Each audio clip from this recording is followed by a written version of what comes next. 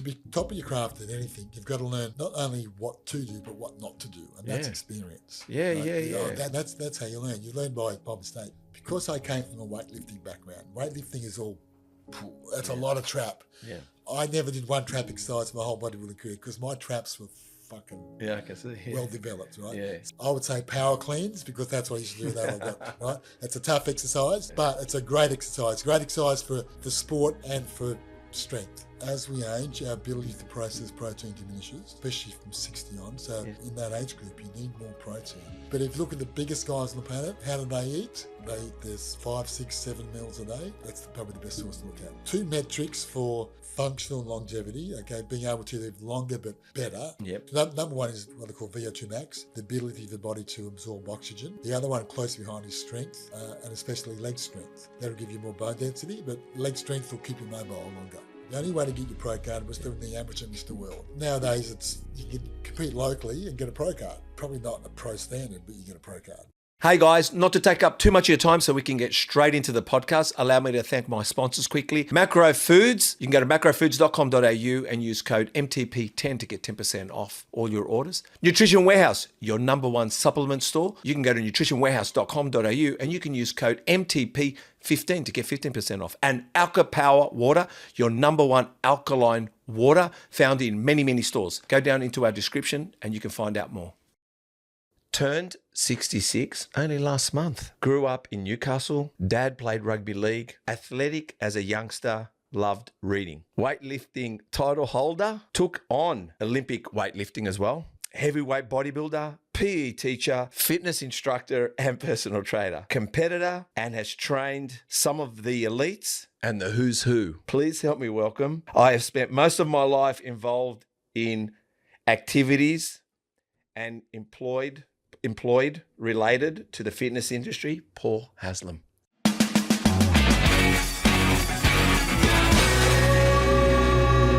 mate. Well, we were saying City Gym, steady, running. Steady. Yeah. It's always steady. How long you been at City Gym? Permanently, probably since, I think, 1993, when I first moved to Sydney. Yeah. But before that, I was coming to Sydney a lot with bodybuilding. We used to do a lot of demonstrations or guest poses at different shopping centres around the city. Mm-hmm. And so if I was in Sydney, I'd train at City Gym. So that was the gym at the time. 1993. So you were born in 1959, and I was born in 1969. That's why I just know your age. It's easy, right? It's easy, 60 or 56. Yeah.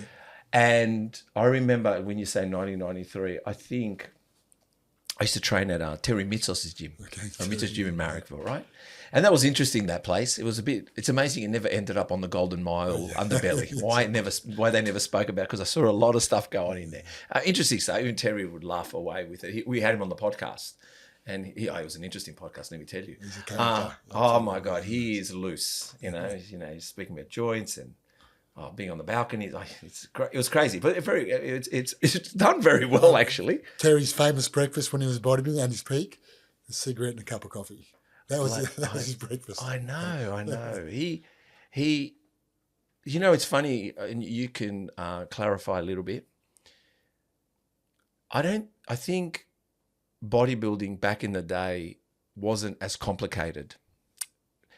I think the only thing we thought about is going to the gym and training like a bat out of hell. Absolutely. It wasn't, I hear people saying, going to the gym motivated. I just remember rolling my eyes, turning to my cousin. We were training together. What are we training today? He goes, legs. I go, oh, fuck. How are we going to get through this?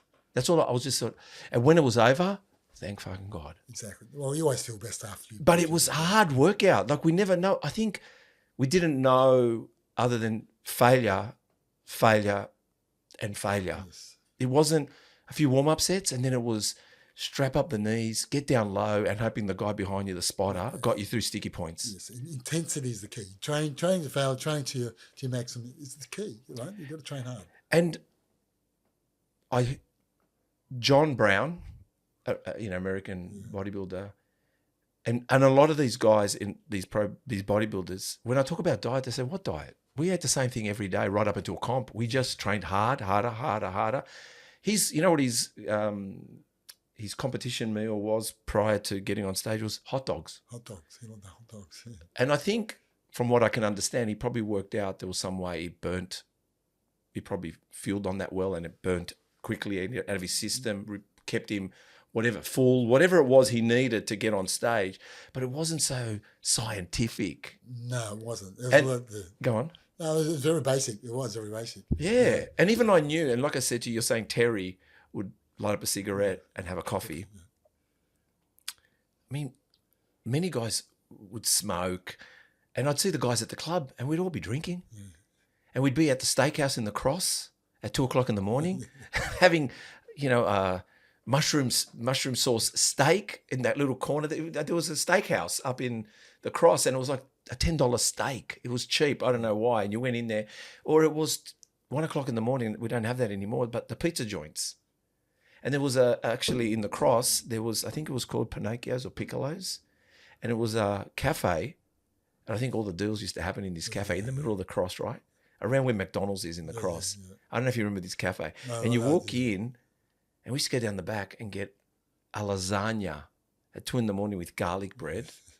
The lasagna was burnt to it burned your lips. You lost your lips and your tongue when you got into it. You had to sit there for half an hour to let it cool down. But that was bodybuilding. Mate, it was calories in, right? Any way you could. Yeah. Make sure your protein was in there, Yeah, of course. And off you went. And if you want it, I don't remember so much prepping, but I remember every fucking chicken shop. Oh, yes. Walk in there, mate, half a chicken, please, cut it in 4, and that baked potato. Oh, I used to have 8 baked potatoes. Oh, you know what I mean? Whole chicken, 8 baked potatoes. That was, Did you? Yeah. That was the standard, yeah. And you just kept going. Yeah.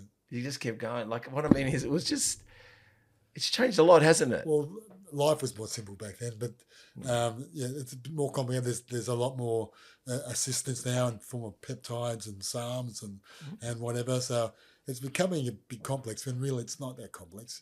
Train hard, eat well, and it's going to happen. And we had gyms that were shutting at 9, and we'd race there at 8:15. Like, you'd go, oh fuck! You just jump in your car, race to that gym, and you threw yourself in there for 45 minutes because you thought, I have to get it in. Well, but back when I first started, when I was weightlifting, if training fell on Christmas Day, we would train on Christmas Day. Really? You were more. That's why you guys took it to the next level. Because the coach was training there, so we went and trained. Yeah, I like it now that the gym. Well, it's funny the gyms are open, but I train at a gym called Hardcore at the moment in Carlton. Yeah. Top gym. It's a top gym, right? It's busy, and it's a male only gym, right? They don't let females in for religious reasons, and I can understand why. Because I've said to a few guys, hey, you want to come and train with me at Hardcore? They go, there's no girls there. And I go, exactly. We don't want the girls there, man. We just want to train, don't we? No distractions. But guys want the girls. I get it. Me too. We all do. But I go there, and it's funny. Even though it's busy, I feel like I'm alone. It's quiet. For some reason, I don't get this. No one gets disturbed. But what I liked about, well, not so much the Lebanese, the Muslims. They're always open on Christmas Day. Yeah, exactly. You can even find a cafe. Yeah. I love it. If I'm hungry, just go to Lakemba. Go to Punch Bowl and I can eat. Exactly. True. It's true. It is true, you just go. But now everything's open every day now. No one's celebrating Christmas. So obviously I'm going to go with your last post. All right? I'm just going to start with your last post. And you sat down with a guy called Stefan. Yes. Right, for a moment. I think you probably maybe did a few little segment with him, maybe on YouTube, I don't know. But he asked you a question, and I feel this was a good one for a lot to hear. You have trained, assisted, enhanced, and natural athletes, bodybuilders. What is the biggest difference? And I heard what you said, but I want people to hear it on the podcast, and maybe go look at your post. The biggest difference between training the two in nutrition and their training. So what's the difference between an assisted enhance and a natural? The difference is that being assisted gives you more recovery. So you can train probably more frequently. Yeah. You still got to train hard. And that's about the only reason. Recovery's better, and therefore that more better recovery over time leads to increased gains. Yeah. And that's the big difference. Being assisted just accelerates the time frame. Hey guys, Steve here. I hope you're enjoying the podcast. I don't want to take up too much more of your time. You know the drill. We'd love you to subscribe. We'd love you to hit the notification bell. Why? It gets us out there, allows us to go and get bigger, better, greater. We've already had some great guests, as you know, but we want to continue this. We want to continue this journey with you. So if you could, hit the subscribe button, hit the notification bell so you're notified each time we put up a new podcast. Thank you for allowing me to take you away from the podcast. Let's get back to it. Now, like I said, I agree, but I discovered, and this is what I like about bodybuilding. I'm sure yourself as well. Do you ever like turn up one week and you go, wow, I've been really lazy for the last couple of years. You somehow remember your old training styles and go back to some old training styles or old eating habits and you go, wow, no wonder it worked back then. It works today. But for me, and I've mentioned it a few times on the podcast, I took my first cycle. I took a cycle once at 49 because I was turning 50. I said, I'm going to do a cycle. And it was a backyard cycle. But if I show you my phone, you're going to think I'm a scientist. I had written everything down, even food, needles, you name it. I had all the sizes, which meal, that drawing meal, that for the ass, that for the shoulder. It was just this guy gave me everything. He even said, do you know what you're fucking doing? Yeah. And I said, just tell me what I need to do, man. So I write everything down. And it's funny, when I look at it at 49, I've not done a cycle since. I did 2 cycles then at 49 to turn 50. And it was amazing. What I discovered was whatever was my final set, my final big push set, was actually my warm-ups. Yes. I got stronger. So Stronger told me, oh my God, my muscles must be thinking, who the fuck is this guy? Right? So we grew well. And recovery was good, like you said. But what I had realized, and why would I do another cycle? Possibly. Oh, I would like to, maybe when I turn 60 or something, or just have a little play. But I think you can always do it better. And what I found, what I could do better was I could plan before it better. I should have done a year and a half of really eating well, really training hell, really going to overload, progressive, like do it, get maybe fitter, better. And then when I've exhausted natural, absolutely, yes, hit the cycle, because there's nothing left. Yes. You've exhausted those areas and you now just doing a top up that you think is deserving. But I'm finding everyone thinks that the juice is what's going to get you there. Training and diet is the key. They're the foundations. Yes. Right? And then everything comes on top of that. Yeah. So really, if you haven't got your diet and your training right, it's no use doing a cycle. Get those right first, and then you can get even better results if you do a cycle. If I could ask you then, I personally believe you'd need to get that right, me personally. Yeah. Like, I think the longer you've got it disciplined right, and I would put down anything like 9 to 12 months out, that you've formed a training routine that is 3 days on, 1 day off, 2 days on, 1 day off, whatever you're doing, your diet's right, your prep is right, but you've done it long enough for your body to have exhausted it to then obviously hit the cycle. What I'm saying is, let's say if someone was thinking to be enhanced, but you had to get your disciplines right, and you had to get you've been training, but you need to really nail it down. How long do you reckon someone would say the first time they ever want to do a cycle? It takes a while to get those things right. A lot of trial and error to make sure. That's why I said 12 months. For personally, it's all individual. Yeah. What training system works best, or what systems, there might be more than one. Yeah. And what type of diet works best? Is it 100%? Is it more higher carbs, or is it more higher fats? And there's a number of different ways to achieve the same goal. Yeah. You've got to work out that for yourself. Once that's worked out, which could take 3-4 years. I love that. Before you work it out, and then okay, now you've worked that out, then you can go ahead. Are you seeing the youth a little bit being impatient and a little bit reckless? Absolutely not, and that's putting it politely. I'm not trying to say I get being youth. That's not everyone, but in as a generalisation. General. Yeah, I would say it's correct. Yeah, they want to get there soon. I think a lot of people train for the wrong reasons. I train because I love training. Yeah, and competing was just something I wanted to have a crack at because I might try that, see how I go, right? So that's, to me, it's always been about training, feeling good after training. Of course, building physique, but not necessarily a contest physique, just building a nice physique. And because I achieved that goal early, the rest was all cream on top. Yeah, I seeing you guys and Terry, it seems like you knew what you wanted. You guys got to a certain point and there was magazine covers, there was on stage. There was a different why for you. But it seemed like for me, I kind of knew where my place was, which was enjoying the gym like you guys. We're all in there. Exactly. Oh, yeah.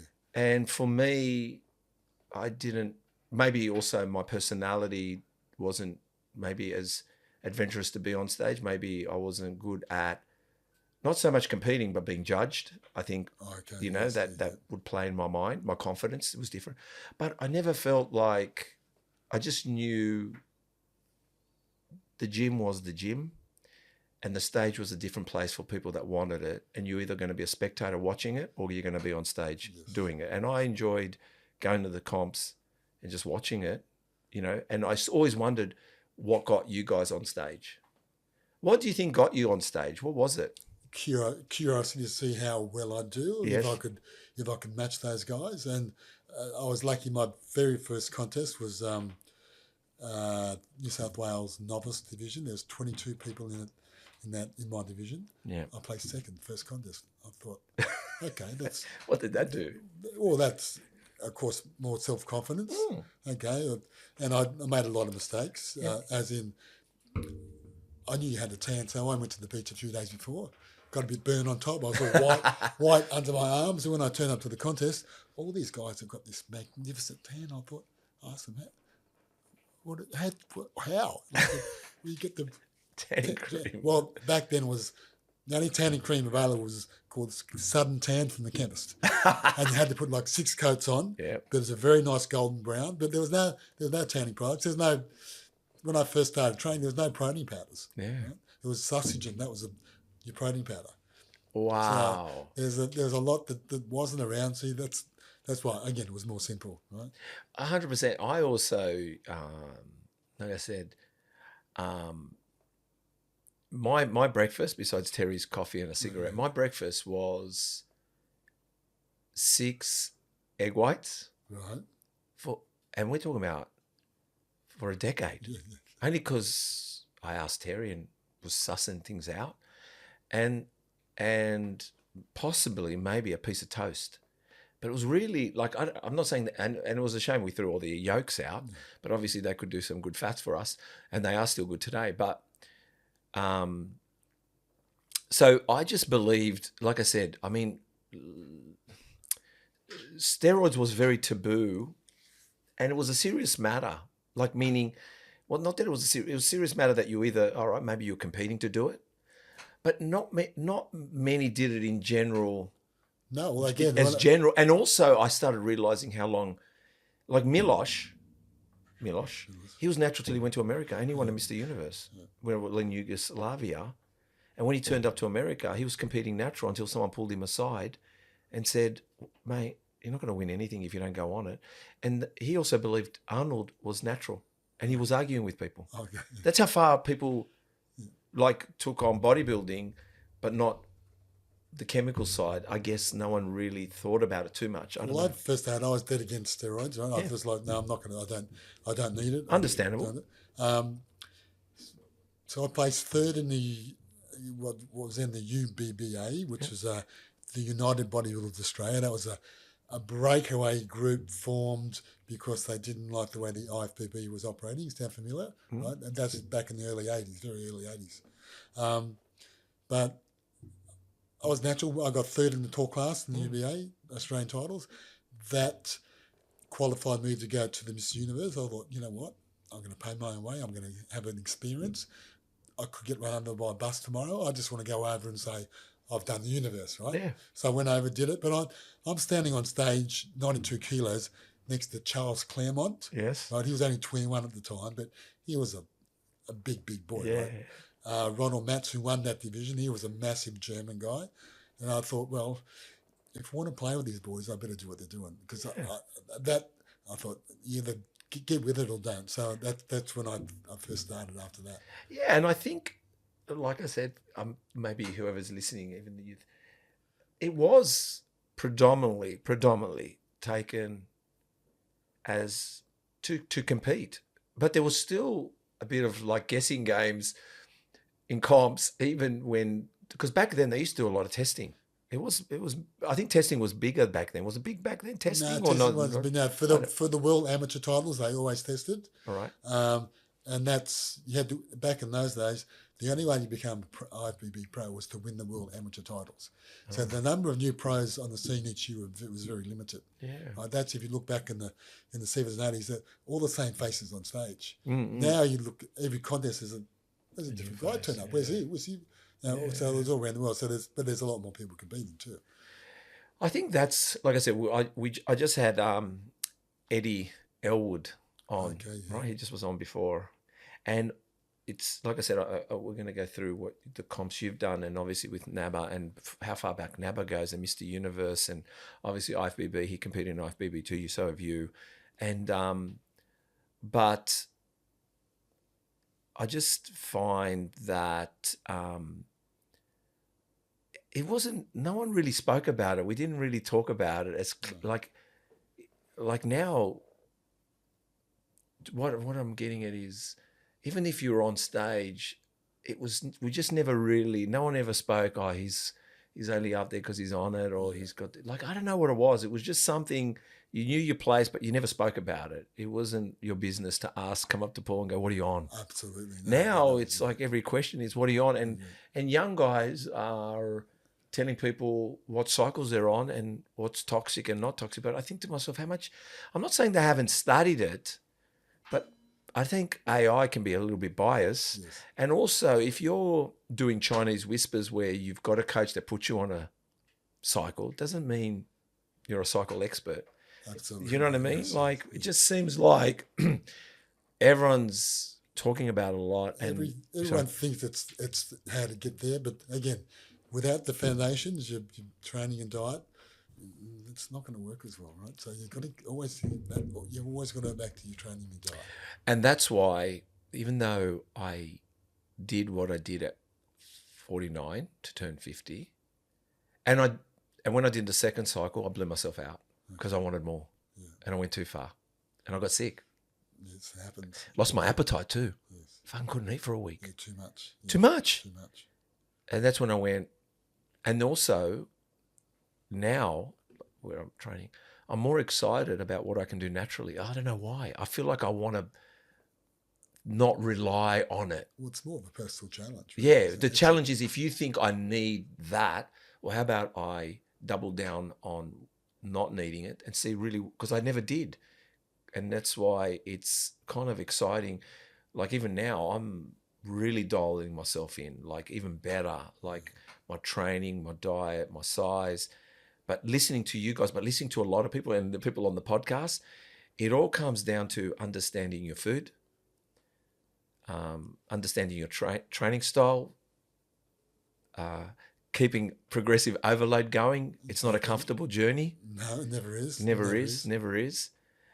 And sometimes old fundamentals where there's a little bit of a cheat swing in things. You know what I'm trying to say? Like, it's not so perfect. No, you say it. You know what I mean? And yeah, I guess wise choices. Like, I mean, I don't know, you can tell me, but it's amazing. Even like myself, I've never had an issue with alcohol, but I've really cut it out of my life. I'll have it for a celebration. If me and you said we'll go have a drink, I'll probably have maybe 2 vodkas with you, but I've learned that annihilation has to stop. You have to. I think that's very intuitive, but and also very smart. Especially with alcohol. That's it's 100%. When everyone's young, everyone tends to have a little splurge, right? Yeah, of course. Then you've got to realise that that's not, it's not a long-term strategy. No. Although it becomes to some, it is. Yeah. Especially more for people those who don't train. Yeah. I still think nowadays people, the guys who train and girls who train, probably don't really have a lot of alcohol. No. Again, there might be little splurges, but as a regular habit, no. And the other thing is, I don't know about you, but I'm seeing guys with vapes in the gym now. Oh, That's not the case. Like, I just think to myself, I know, man, zero. You think it's 0 calories, but it's a stimulant or a substance you're putting in your body. I don't know if it really benefits you to engage into what you're really doing. Putting it out, having a little puff, going like, I don't know. Like I said, for me, bodybuilding was a real very disciplined sport, extremely disciplined. Well, at the top level, it still is. It still is. It's got to be. Yeah. I like I said to you, and the other thing is,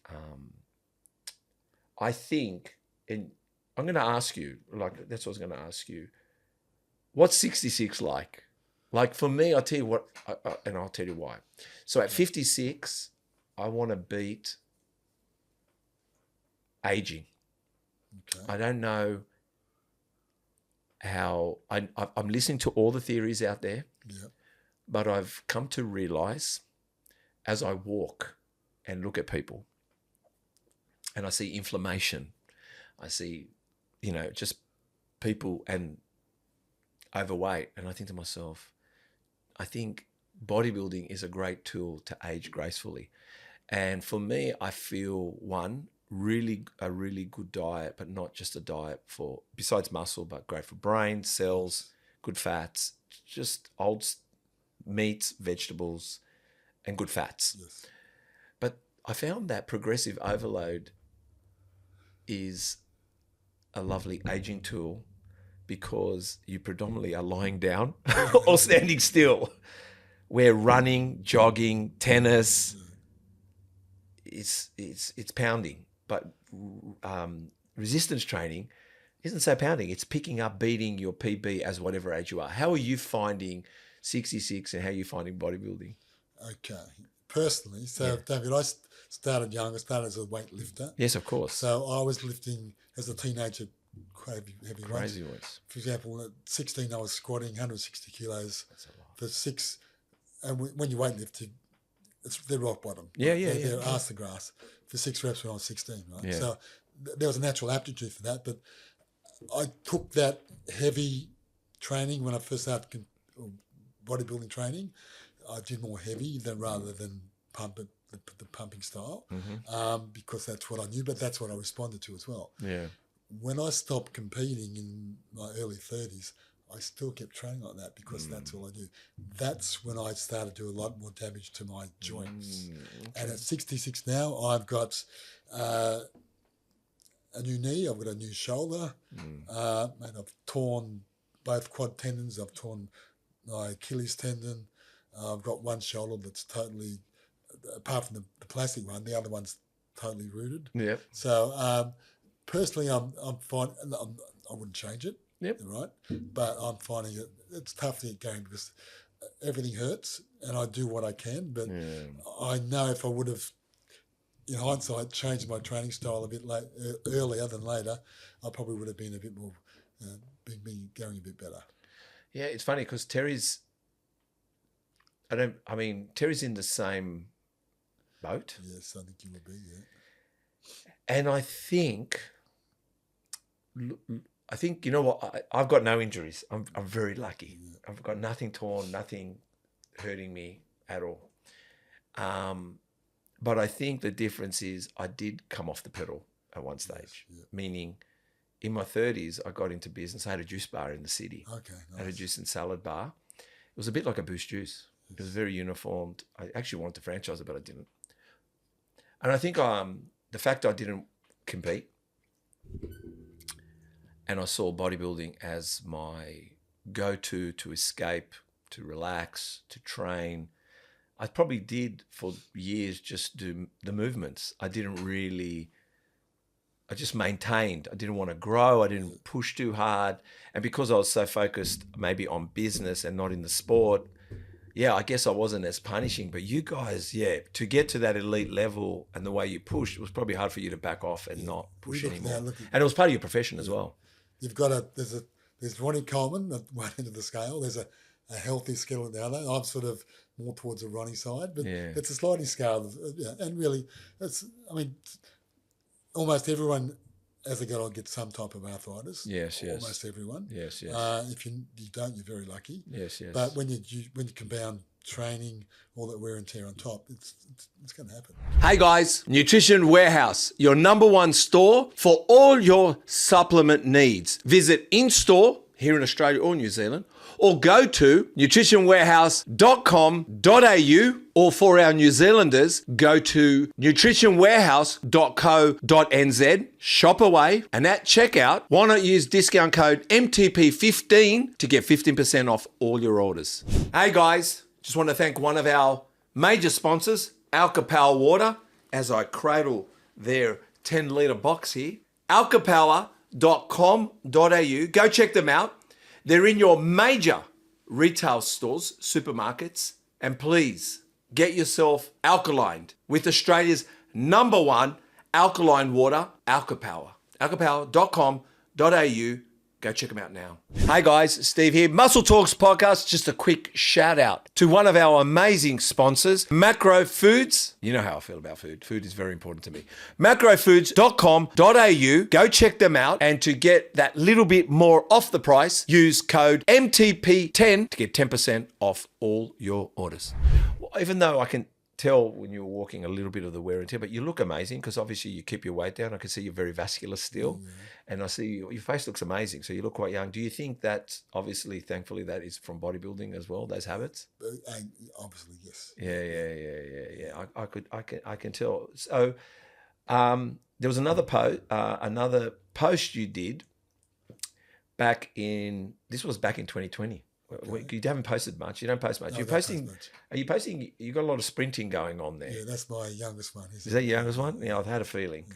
So some of your posing tips were: 1, squeeze at around 80% will give you the definition while staying composed. So, in other words, 80%, is that so you on stage, so you see guys in there.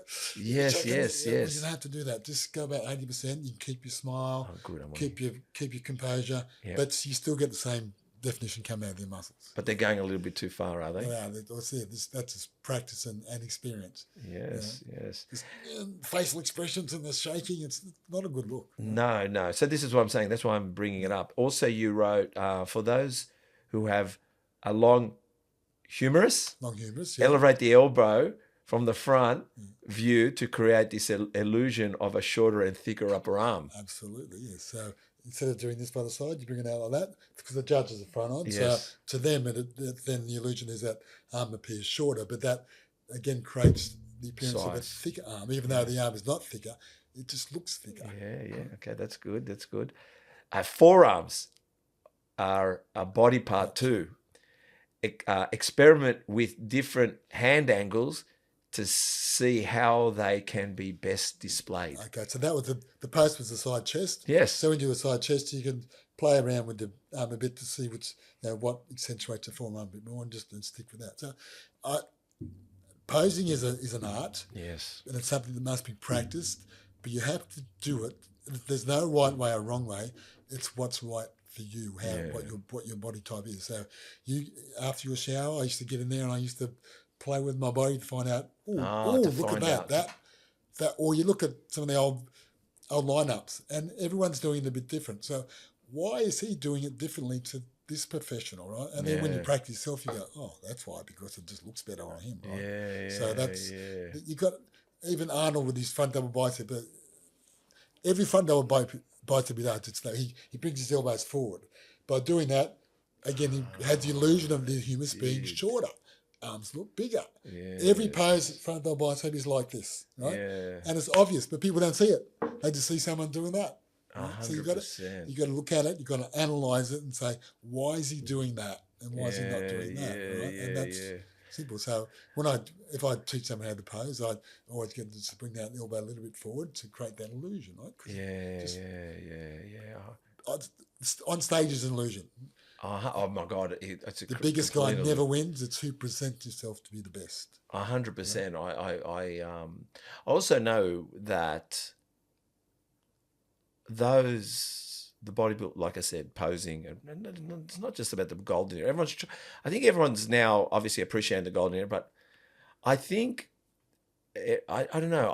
I just found that even in the golden era or back in the 90s and the 80s, they would twist their hips in a certain way. Absolutely, yes. Yeah, to make it look so much smaller. And then they'd get the sweep going. Frank Zane was a good exponent of that when he was front double bicep. He exploited that so well. Yes. And I think that's what I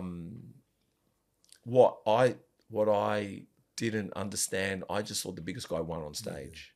That technique was allowed back then. Then they outlawed it for a little while. They said you had to stand square hips, feet together, and that's gone by the wayside as well. So the posing is evolving. I know if you back, say when Arnold won the 1980 Mr. Olympia, the side relaxed pose, he was literally standing, facing to the side, and just side on. Now there's a massive twist, arms are out. Yeah. It's evolving over time. Yeah. But it's also what the judges are letting through too, right?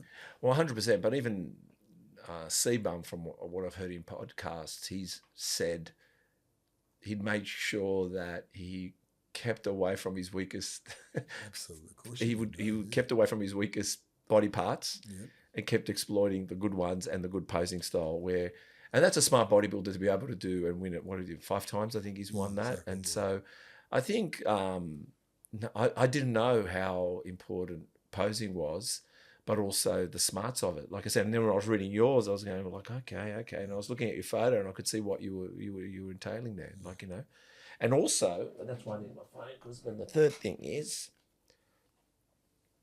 let me just bring that up, because I go to my photos. And here you are, mate. Oh, thank you. Look at that, Chris. So that's, it's okay. So you've got here, long before Insta fame, the only way to be recognised was word of mouth, or if you were lucky enough to appear in a magazine, Muscle and Fitness, Iron Man, Muscular Development, Muscle Mag, and later on Flex magazine. We're very popular in delivering the latest results together with training and nutrition articles. They have all but disappeared in the digital.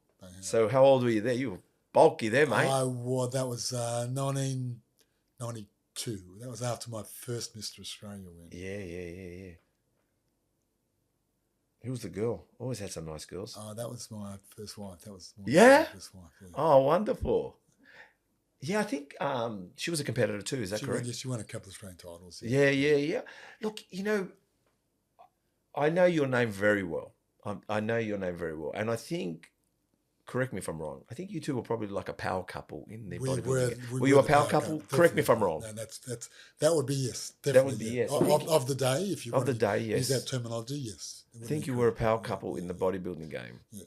And very popular. And I think you were you on television a little bit at all? So again, I told you, we used to go to shopping centres, we'd do a guest pose at the shopping centre. I remember this, yeah. We'd go back to the health food store. There were no supplement stores, right? Yes. And we'd try and flog the products to the lineup of mostly teenage boys. Yes, of course. And a few girls because of...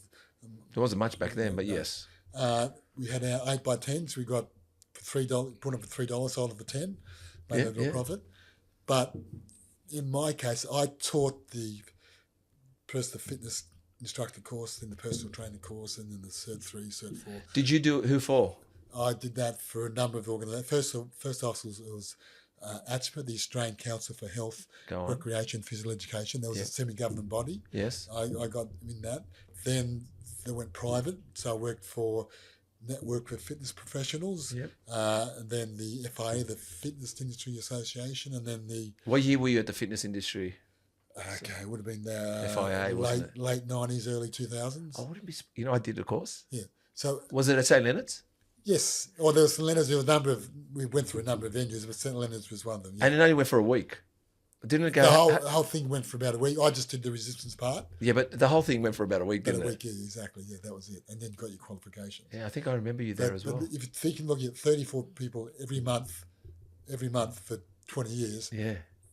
And at the end of my bit, I just do a little few flexes, right? Yeah. And people go, whoa, right? So that's one of the main reasons I got known because I went through for 20 years doing that. So, and these people became personal trainers, don't forget, right? So then they've got their clients and they said, oh, you should, they probably might at one stage maybe mention my name because he taught me, right? Yeah, So yeah. I think that helped a lot as far as me being known a bit more.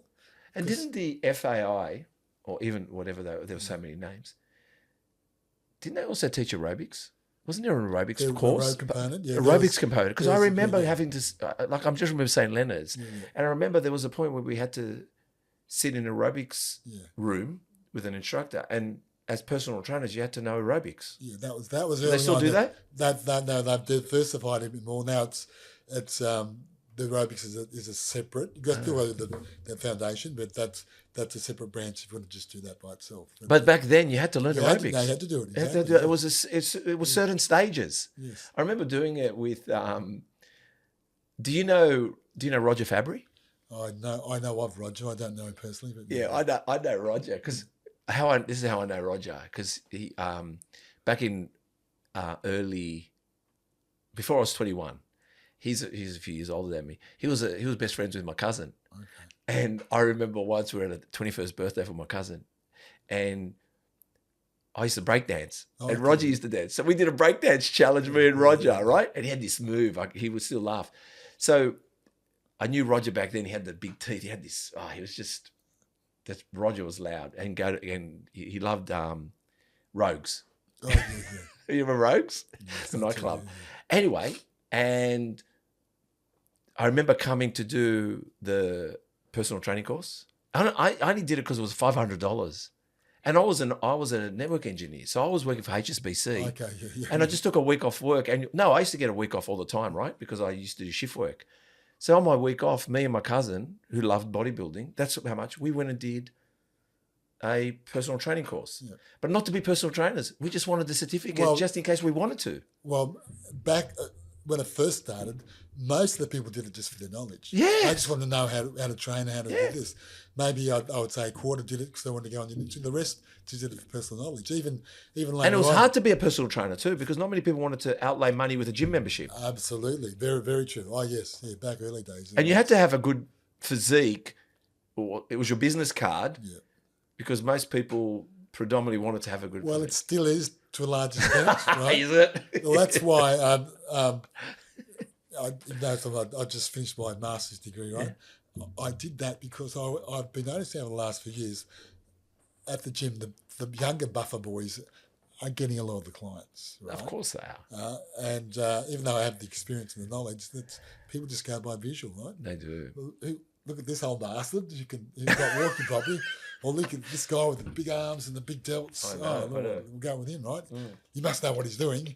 But so that's human nature. That's being human, right? Well, like I said, I did the course not because I wanted to be a personal trainer. I just wanted to get the certificate, get knowledgeable, right? And Roger was doing the course too. Oh, okay. Yeah. So I said, Roger, go, Rog. And he's a networker. He's just the biggest fucking networker, right? I think. And then, so that was it. So, that was the early 90s. And then at 30, when I turned 30, I said, I've heard when testosterone was good. No, it still is good. But when we believed, even at 30, I go, I think male testosterone really peaks at 30. And I think a lot of sprinters are really good sprinters in their late 20s. Absolutely. Well, that's all a function of strength. To build up peak strength takes a while. Yes. You can't get it overnight. So most strength sports, the guys in their late 20s, early 30s, that's when they peak. Yeah. So I knew it. I said, I'm going to grow different. And I did grow differently. Even in everything changed. Yeah. The body changes, right? And so I knew Rog did sprinting. Right? And just here at the park down here. Yeah. Whatever that is. East Marks, yeah. Yeah, whatever. Just here where East Gardens and across the road there's a sprinting field. Oh, okay. Yeah, That's where Roger's sprinting was. Oh, I know what you mean. Yeah, yes. And he also used to do down near what's that park that if you keep driving up you go towards Bronte? There's a big park with hills and all that. I don't know, soccer fields, whatever.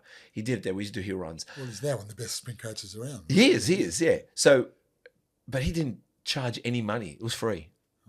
Don't ask me. I said, Rog, can I come and sprint? He goes, yeah, just come. Just come. That was it. I just came, right? And he had South Sydney players there. He had he had rugby league players there. And he was brutal. Fuck, he was brutal, man. Brutal. And he said to me, you can eat what you want because after when I finish with you, you don't need to be on a strong diet. You can eat McDonald's. He goes, I'll annihilate all. And he was true. I got so ripped. Yeah. I was ripped. Only sprinting twice a week or sometimes 3. But because I wasn't a sprinter, I got shin splints. That killed me because I wasn't conditioned in a way. I could never get rid of them. But I got spikes. I got everything. And I remember one time it was pissing. No one turned up but me. Oh, okay. No joke. Well, that's dedication. Well, because I rang him and I said, hey, Rog, it's raining, man. He goes, what do you think we are, ballerinas? Mm-hmm. I went, oh, fuck, he put it on me. So I went and I think it was maybe me and one other person. Yeah. And we did. He put us out there, himself too. We're all sprinting. I did a seminar once with, there was Lee Priest, Charlie Duca, and myself at City Gym. It's a small seminar.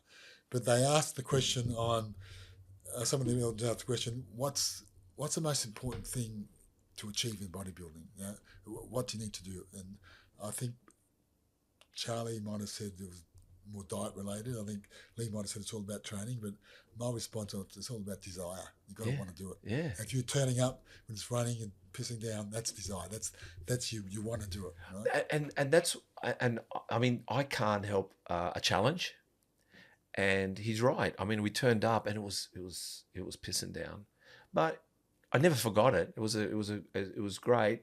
And he's obviously one of the massive sprint coaches, and he's a character. He's always been a character. I mean, I used to go over and visit him, and he'd make you laugh. He's just a hilarious guy. You know, they used to have an amazing restaurant in Double Bay or something. His dad was very they very, very, very high up in the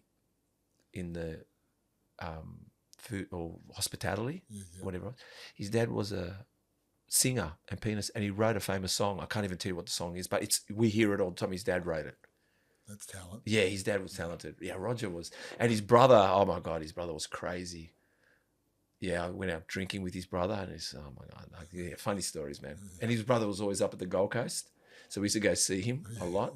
And my cousin is a good friend. Like I said, we're all intertwined in some ways, but we seem to rocking up. But you also trained South Sydney. I did for 3 years. I was their strength coach. You were the strength coach, yes. Which year was that? Okay, that was 90. Let me think now. 94, 95, 96, I think. I'm pretty sure. Who was in the side? Craig Field. Yep, yeah, I know. State of Origin halfback. There was Terry Hermanson, Kiwi International. Mm-hmm. He was big front row, big tough front row. Yeah. There was Paul Miller, Australian rep. Yep. Paul Miller, yeah. Yeah. There was Jason Bell, ended up playing for Parramatta, very good player. Yeah. I'm trying to think. There was Torrance Smith, who was another Kiwi International. Yeah. You don't have to go through the whole side, but I mean, there's good players in there. Yeah. Did you? I mean, your dad played rugby league. Let's stop. Yes, he was. Yeah. So, without sounding rude, is your dad around still? Or is he? No. How old was he when he passed? He was 90 when he passed. Okay. So he had a fairly good innings. Yeah. And but he played for North Sydney Bears. North Sydney Bears in the 1950s. Yeah. 27 tries in 3 seasons as a second row, not bad. Especially with the short seasons in those days. Yeah. So, I mean, the Bears were popular, and, I mean, that was when we had West Tiger. We had West, not West Tigers. Exactly, yeah. We had Wests. Look, since we're going to name drop as well, I mean, Peponis is my cousin. Oh, really? Yeah, George Peponis. Yeah, he's my second cousin, right? Yeah. So my mum and his dad are first cousins, and obviously their parents are brother and sister. He was a good player, so still a mover and a shaker.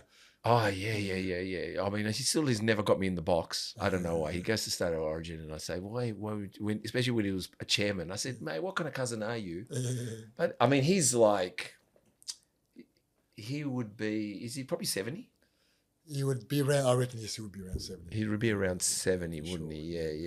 Yeah. He he's the first non-born Australian to captain Australia. So he came in when he was 2 years old. Okay. So he captained Australia. He's also captained Origins. He's captained Bulldogs. Yeah. And I remember asking him, because he's just everything, you know. I said, how do you do it? It seems like it all falls in your lap, you know. Here you are with Arthur Beetson holding the Olympic torch. What are you guys holding the torch for? And he just said that as soon as the position became available, he never gave it up. He just said the hooker for, I don't know if it was for St. George or the Dogs, I can't remember who. Yeah. The hooker got injured, and they said, you're on. Yeah. And he said, I'm not giving him back to him. And that was it. Yeah. And he said to me when everyone would go Friday nights, and I said, how'd you stay as well become a doctor? And he goes, when everyone went drinking on Friday nights, though I wanted to go drink, I studied. There you go. Yeah. And it like you said, it's just a desire. You wanted it. Exactly. It's a desire. It's you want it. And that's, like I said, there is a desire. Sometimes we don't know, like when I ran in the rain, I didn't know I had desire. Trust me, I didn't. Sometimes you don't know you have desire. Oh, true. That's just. But when you look back, you realise, fuck, I had some desire. Exactly right. Yeah. And probably still distilled in us, you know what I mean? So your dad played for the Bears. You grew up in Newcastle, yeah? You're correct, yeah. Did you know Lee and bloody Mayo, Grant Mayo? What is it about Newcastle? Newcastle is a great place. Yeah, it still is apparently. You can take the boy out of Newcastle, but you can't take Newcastle out of the boy. I 100% believe but, it. So, I mean, it's on Lee's official documentary. When I was going to the university that year, 85, I had my picture in the local paper, right? Because Newcastle's quite small, so Paul Haslam going to Mr. Universe. Yeah. Lee saw it and wanted to be a bodybuilder, so he came to the gym I was working at. Yes. And he told the story on his video, right? So this 12-year-old or maybe 13-year-old came up to me and said, "You Paul Haslam?" I said, "Yes." I said, "What can I do for you?" He said, "I want to be a bodybuilder." And I thought, "Oh, okay." I said, "How long have you been training for?" Because this kid in front of me, he had pecs, he had delts. So you could see it. He had biceps. He had a little man's body at 12, right? Right. And he goes, "I haven't been." I thought, bullshit. Wow. You can't get a body like that without training, right? But, mate, then he started just literally every week you can see him getting bigger and bigger. You think, who is this kid? Yeah. Right? He's just... He he's an anomaly. Yeah. And Grant was just coming up. Yeah. When I moved from had a marriage breakup, so I moved from Newcastle to Sydney. Yeah. Grant was just coming up then, so I knew him, but he was he was just starting to break in. And then there was also, we had him on the podcast. Who did we have on the podcast, Chris? That's from Spain. I forgot his name. Shane? No. Shane Stratton? Yeah. Yeah. Shane, well, I had my own gym then. Shane trained at my gym a little bit. Yeah. But he was another one who had the desire, but also had some great genetics. And he had the smarts too, didn't he? He really studied. Smart. He was fucking crazy. Yeah. We just talk about desire. He had it to another level. Really? Yeah. We had him on the podcast. Yeah. All these people you're talking about, and Charlie Lucas coming on soon too. Man, it's just great having all you greats coming on, right? Yeah, just make sure you have interpreter for Charlie. But no. That's the truth. That is the truth. He's held on to his Spanish accent really well. But he'll have some stories for you. He does. He's the only one that told me, can I come and have a coffee with him? He wanted to suss me out first. So I had to have a sit down with him. So I went to Camp Without Fitness last week. It was really good. And it was wonderful to talk to him. But yeah, he was telling me how every year he wanted to retire, but every year he wanted to beat his last, like he said, he came third. So he said, all right, I'll come back just to get second. Yeah. And then he said he came back and got first. And he said, I wonder if I can get first the second time. He just kept wanting to stop. I love Charlie's body. He had a really nice physique. Did he? Very nice physique. Yeah. This look, I think. I know Shane beat him when he got second. Shane won that. Although different divisions, I think they were in the same division. But I remember seeing the video and I thought at that time this guy's got a very nice symmetry with Charlie. I thought he might pip him here, but he didn't. But it was very close that year. When do you think we'll ever see another Lee Priest? Even Grant said, I don't know. Well, there'll be one, like everything. You think there won't be, but then someone else pops up. Yeah. Look at tennis. They was about Djokovic's retired, but now Alcaraz and Sinner have just taken over and doing this. You can never say no. Yeah. And even in sprinting, Usain Bolt dominated world record, but there will be someone come along. Yeah. I mean, for Australia, that is. I'm wondering, for Australia, I'm talking about, not so much about, like, there's, like, when do you think, like, it seems like Wally was up there in the 90s. I think we took it as a given, but just to get the Australian flag up there, it's... Well, there's no one really at the moment at that level, but... Yeah. Law of averages says it's at one point, sometime, there's someone will come along just as good. Or Yeah. Well, like I said to you, so you said you were a bright child. You loved reading, yeah? Love reading, yeah. You still love reading? Still love reading. There ain't much of a chance to do it nowadays. Yeah. When I have a little break over Christmas, I'll go for at least one, maybe 2 books. Really? Just to relax. Yeah. My son, I don't know if he reads much anymore, but he used to love reading. We'd go in a bookshop. He goes, "Can I buy this book?" And by the time I went to pay for it, he read it. Oh, yeah. He was reading, or we'll go through the aisles. Like I said, you've already read it, but he still wanted it. I find reading is something. I said to my solicitor once, his kids went to selective schools, and his daughter, I think she became the dux of the school, the selective school. And look, not to be racist, she beat all the Chinese. Yeah. And I said, how did she do that? I said, what makes her stand out? And he just said, oh, look, she read a lot, kept reading. Yeah. And I kind of think... And if you enjoy it, it's not a chore. It's not a chore. See, I have to, it's a chore for me. Yeah. But yeah, reading is... I'd read anything that was interesting, I'd just devour it. The first gym I trained at was literally, when I started weightlifting, it was literally a double garage and maybe a bit bigger in someone's backyard. Yes. But it had on one side 3 weightlifting platforms. The other side is more like a bodybuilding setup. They had dumbbells from 10 pounds to 100 pounds in 5 pound jumps. Now this is a backyard gym, mind you, but the dumbbells from 40 pound up were made of solid lead. Samson's? No, they were homemade solid lead. So the 100 pound dumbbells didn't look that big, but when you try to pick them up, it was like, what? And do you know Carl Hensel, the photographer? No. Okay, well, Joe Hensel is his father. Joe he's in the Weightlifting Hall of Fame. He was a top coach, top man.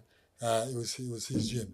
And Joe's father, they came from Germany, used to train with George Hackenschmidt. Right. Who's an old-time strongman who the Hack Squad is named after.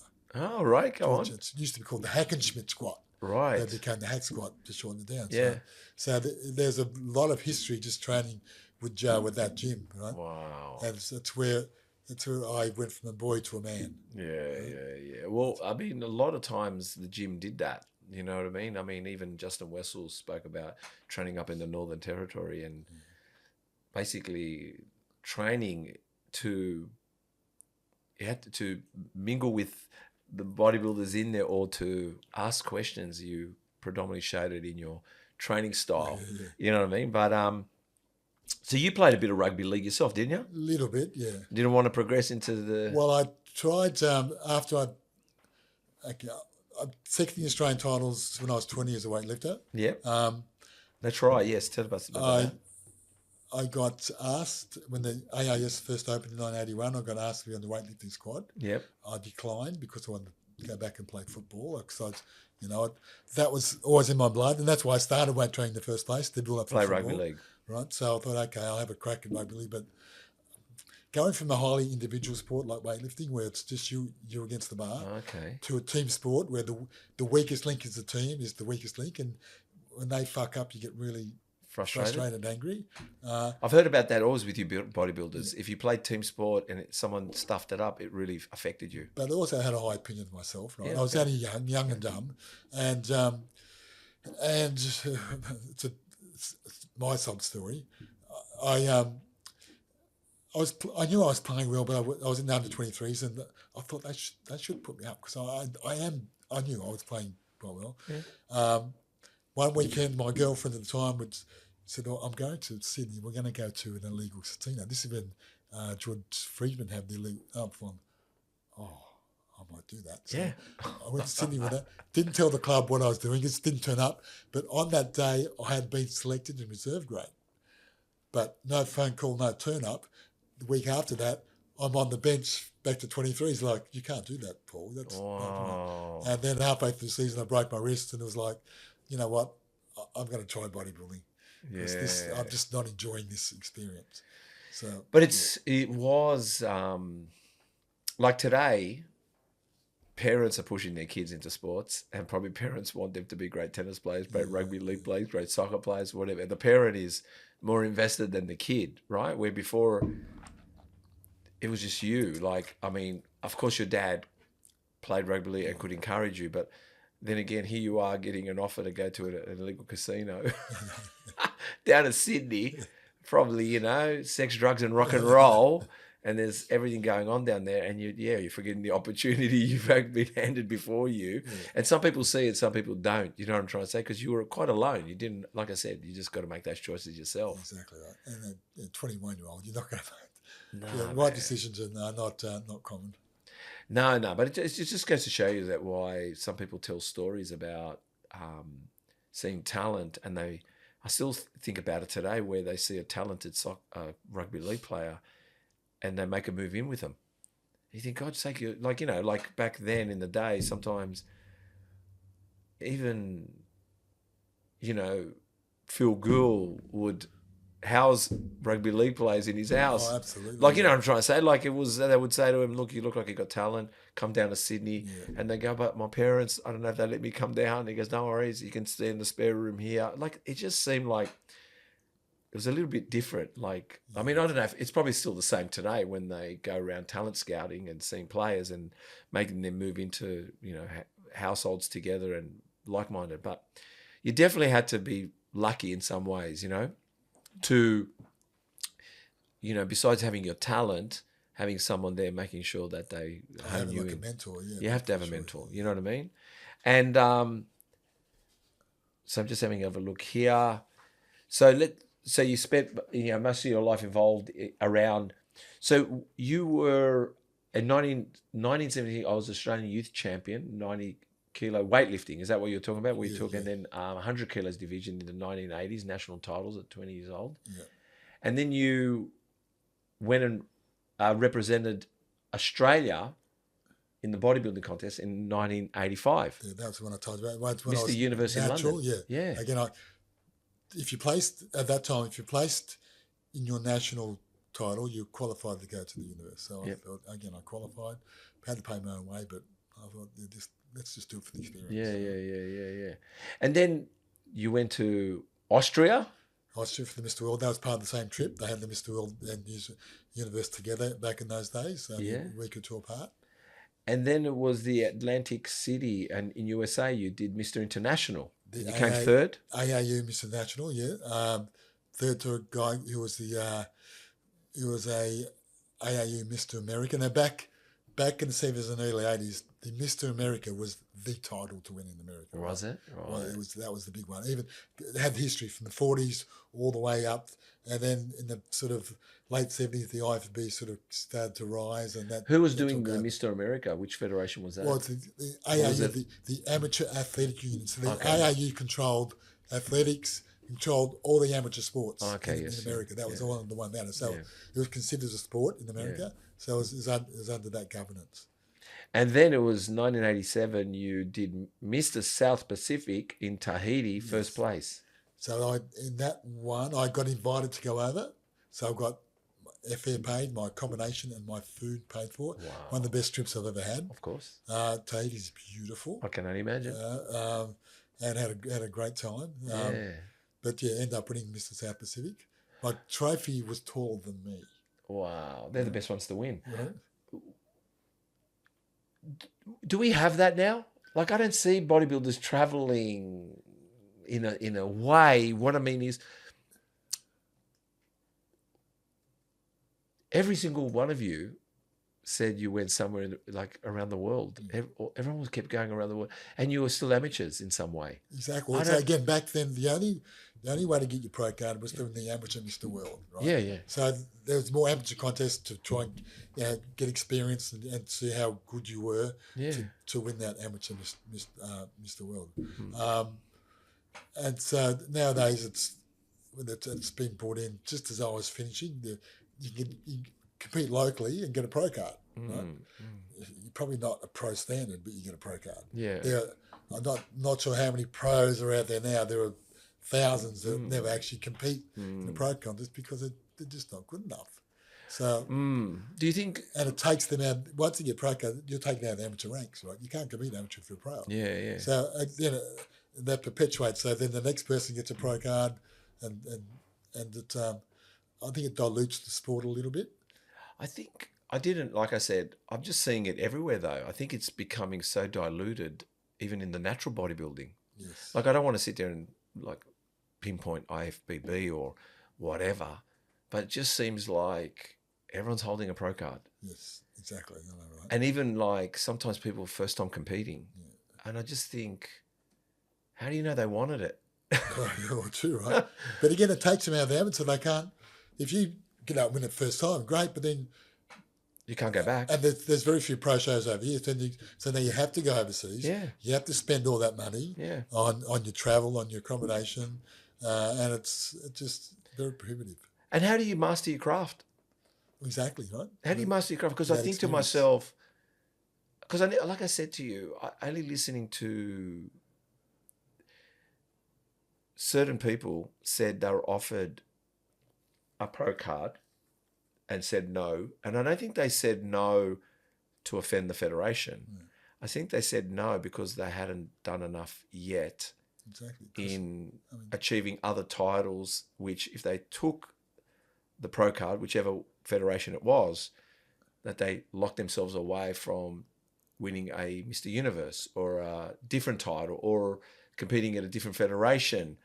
And I think back then, because of notoriety, the more you came first and second, the more you ended up on magazines, the more you got sponsors. And sponsors back then actually paid. They didn't make you get a discount code and a commission structure. But everybody's diluted the whole damn thing. It's very true, right? Everyone says, I've got a sponsor. Yeah, right. You're getting free, like you're getting a free product. Or maybe not free, maybe at a discount. That's a lot of the sponsors, right? But it's the whole thing's diluted. You know what I mean? We're all convinced that, oh, wow. Like, I mean, especially me at the beginning, I used to look at anybody that had pro status at the back of their name. We had to get them on. So even when I saw, this person, they were a pro cleaner. They cleaned the hallways better. Get them in. Chris, get them in. No, Chris would say, calm down, Steve. As I said, to be top of your craft in anything, you've got to learn not only what to do, but what not to do. And that's experience. Yeah, right? yeah. That didn't work. Okay. I'll put that in my memory box, but that worked, so that's good. But you keep going. That's how you learn. You learn by mistakes. 100%, but also, 100%. And I also heard from back in the day, people wanted titles. A title was so important to them. Like a Mr. Universe or a Mr. World or a Mr. Australasia or a Mr. Australia or a Mr. Whatever it was, titles were so big. Like, not to take away Mr. Olympia, everyone wanted that title, but they also knew, like even Eddie Elwood said, once he got into IFBB Pro and was competing against him, he goes, that was a whole new level. Oh, of course it was. It is, like he understood who was winning at that level. Yeah. So even everybody, like I said, I think everyone, like I said, knew, or back you guys knew, I think you guys knew your titles, what it took, what you needed to take, or how you needed to train. It's like not everyone can go play top level rugby league. There's other levels of rugby league below it. Or there's other levels of soccer. Like he was trying to say that there's still high levels of soccer, but once you got into a squad, you might be lost inside that squad because you might not be the like I said, not everyone can be like if you went, who's the right back of Manchester United? You probably don't know who that is, but you probably knew Ronaldo played for him. Exactly. And Messi played for him. Or they had a short stint. Like to stay and to get to that level takes a lot of work where you can actually, like I said, I'm not saying the other levels are lower, but I don't know, why don't people go for world titles anymore? Well, I'm not sure why. You know what? Because they're not going to get it. I mean, really. I mean, even it's to win a world title, amateur world title, you've got to be really, really good. Right? Yeah. So why go into that contest when you know you're not going to do that well? Why not go into another contest where you know you might be able to do a bit better? Again, that's why a lot of people get the pro card, but they don't compete as a pro. Yeah. Because it's just they know it's going to be, from one of a better term, humiliating, right? Because you're going to be definitely in the bottom half. Yeah. I think, like I said, it does look lovely, people winning pro cards, but I feel, because I'm not biased to anyone, I feel somewhat, I could be wrong, but I feel, this is what I feel, and maybe many, I feel people are starting to believe that they're locking people into federations just to make them not go anywhere else. Oh, true. Which is a bit unfair, I think, to myself. Yeah. You know what I mean? I think everyone just should. I remember saying to one guy at the gym, he hasn't even competed yet, and he wants to compete. He looks amazing, this person. He's looking amazing, start, right? Yeah, it's a good start. It is. He's doing all the right things. But all his mind is and I can see why he wants to win Mr. Olympia. Yes, win the Mr. Olympia stage. And I said, and I used to go, yeah, you'll do it, man. And after an array of podcasts, I said, maybe you should exhaust the amateur side. And he said to me, bite your tongue. He got offended. He goes, no, only Olympia, mate, on my mind. And I thought to myself, wow, like, I guess that's it. That's the needle in the haystack. That's a lot of young boys' dream or motivation, for sure. I've had a few clients like that initially, but you can never say never, but it's not going to happen. Yeah. Right? I just think, look at Lee. I mean, he won a lot of titles. He competed. A lot of titles, yeah. And I mean, they wouldn't even giving him a pro card. It had to be. Australia had to.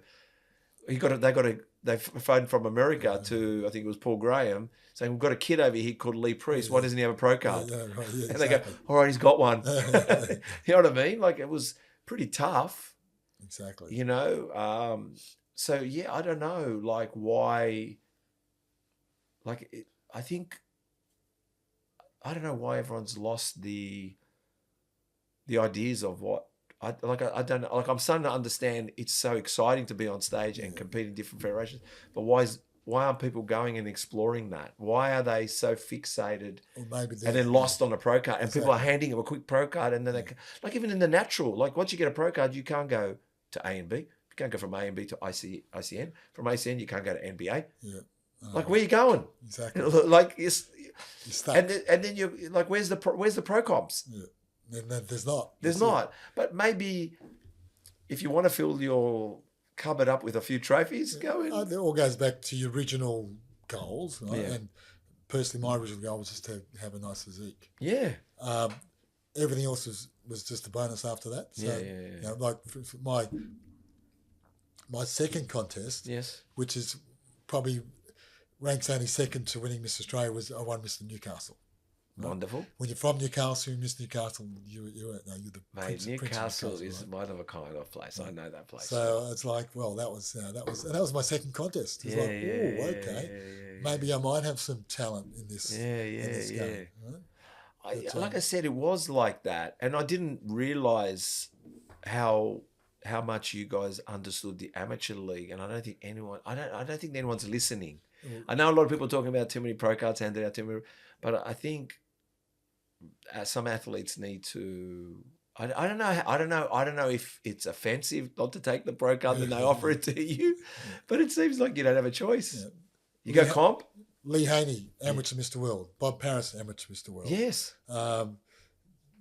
Lee Labrada, amateur Mr. World. Like all the pros back in the 80s, they all won their amateur Mr. World first. Yes. And then they competed. Right? Yeah, that's what I'm saying. Like, I just don't know yeah, I don't know where it's going, but it just seems just like where we are today in relation to enhanced, like, you know, I just think everything's so premature. Everyone wants it quick. Totally agree with that. They all want it too quick, right? They want it too quick, don't they? They want it too quick. Yeah. And I think that goes back, they're doing it for the wrong reasons. Yeah. What are you doing it for? Are you doing it, are you doing it to build a good physique, or do you just want to win this and look good on Instagram? Because that's again, that's a generalization. That's not everybody, but I think there's more just doing it because they want the fame and fortune from it, rather than just doing it for their own personal satisfaction. It's my personal goal to do this, and that's why I did it. That's why I had the desire to do that. It wasn't for anybody else. I didn't give a shit what anybody else thought. I was doing it for me. I wanted a good physique. Yeah. I'm still there. I'm still.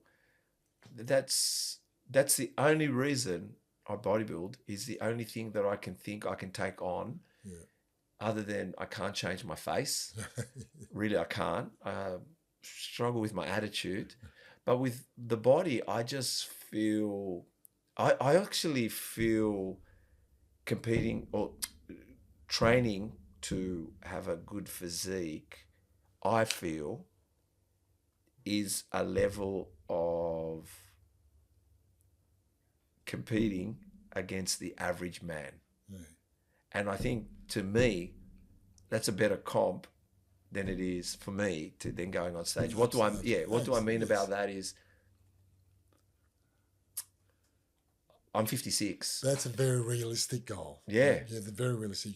You can achieve that. Yeah. And be happy in yourself, because I do look good. Yeah, I want to be it sounds vain. I don't care, because my dad had great vanity, and he would compliment you, like, you go, that's a great shirt on you, because he would want to wear a nice shirt too himself, right? But for me, where I am at the moment, I just want to compete against every 56-year-old. Yes. But I'm happy if there's a real great motherfucking 56-year-olds. Who are they? I want to take them on. Exactly. Like what I'm saying, I don't want to take on a 66-year-old, but I don't want to also take on a 25-year-old. But I want to give every fucking guy a run for their money. And that's my comp. Yeah. That's all my comp is. And I just think, and the only thing I got is the long game, because I'm willing to play the long game. Yeah. So I'm willing to fall off my horse, where at one stage I put on 20 kilos, and I thought, geez, I've got to get these 20 kilos off. So I said, hang on, how am I going to take these 20 kilos off? And I said, but if I take it off too quick at this age, I'm going to look withdrawn. I'm going to look like I suck myself in. All right, 2-year plan. I'm going to chip away. So 2 years I took to lose 20 kilos. Okay. I just said I'm going to incorporate cardio, walks. I'm going back to 5 meals a day. Okay. Back to 5 meals a day. Yeah, I eat 5 meals a day. Yeah. I know. How many meals a day do you have? At the moment, be at 5 to 6. Yeah. 5 to 6. Tell me, isn't that the secret? No, really. You can't get it all in one go. That doesn't work. I mean, that is one. 1 meal a day is a thing. 2 meals a day is a thing. Intermittent fasting, it's all a thing. But to grow properly, you've got to have regular feeding intervals. There's no doubt about that. If you go in hospital and they give you a drip at slow 24/7 feeding glucose and sometimes amino acids into your bloodstream, because you're getting that just what you need at the right amount. And I think some people are doing a ill justice by, I get it, because I at one stage was eating 2 meals a day. At one stage I was eating 1 meal a day at one stage. But I just saw a different physique, a different attitude. And for me to get back to feeling fueled accordingly was 5 meals a day, like, protein, carbohydrates, fats, whatever. And just going back to the fundamentals of the furnace, keep throwing food into the furnace, throw wood into the furnace, keep the motor burning. And I found personally, my biggest fight at the moment is watching everyone's cognitive behaviors and what's happening in the world of the mind and people becoming Alzheimer's. And I just think to myself, I could be wrong. You can tell me because you've studied. I reckon it's fuel. I reckon it's food. I feel like and I watched it with my father. He's passed as well, but I watched it as he aged. And yeah, he says, I don't have to eat much. But then I saw that was more detrimental to him. Well, the way he ate. As we age, our ability to process protein diminishes. Yeah. Okay, so especially from 60 on. So we actually need, in that age group, you need more protein. 100%. Than when you're 40s or even 20s. Even fats. In the fats. We've got to, look, there's a number of different dietary strategies, but if you look at the biggest guys on the planet, how do they eat? They eat this 5, 6, 7 meals a day. Yeah. Well, that's probably the best source to look at. I mean, 100%. You can. It's very hard to do a proper research strategy to look at diet because there's so many variables in it. Let's just look at the big guys and see what they do. I mean, CSIRO now is saying more regular meals, right? Yeah. And they've got their own diet out, right? And they're saying protein every meal. That's the new thing. No, it's not. But bodybuilders have been doing it for 50, 60 years. 100%. And now they're going, that's probably the best way to eat. Oh, really? No shit. Right? So that's, sometimes it takes a while for the science to catch up to what actually works. Because the evidence has got to be out there. It's got to be peer reviewed. You've got to have a number of studies showing the same thing. It just takes time. Well, the golfers, tennis players, CEOs, they're all on bodybuilder diets. Yes. It's all chicken and rice. Yeah. It's all chicken and rice, mate. It is. They're all on chicken and rice. They're all good doing resistance training. They've all got them getting, like I remember Greg Norman talking about, how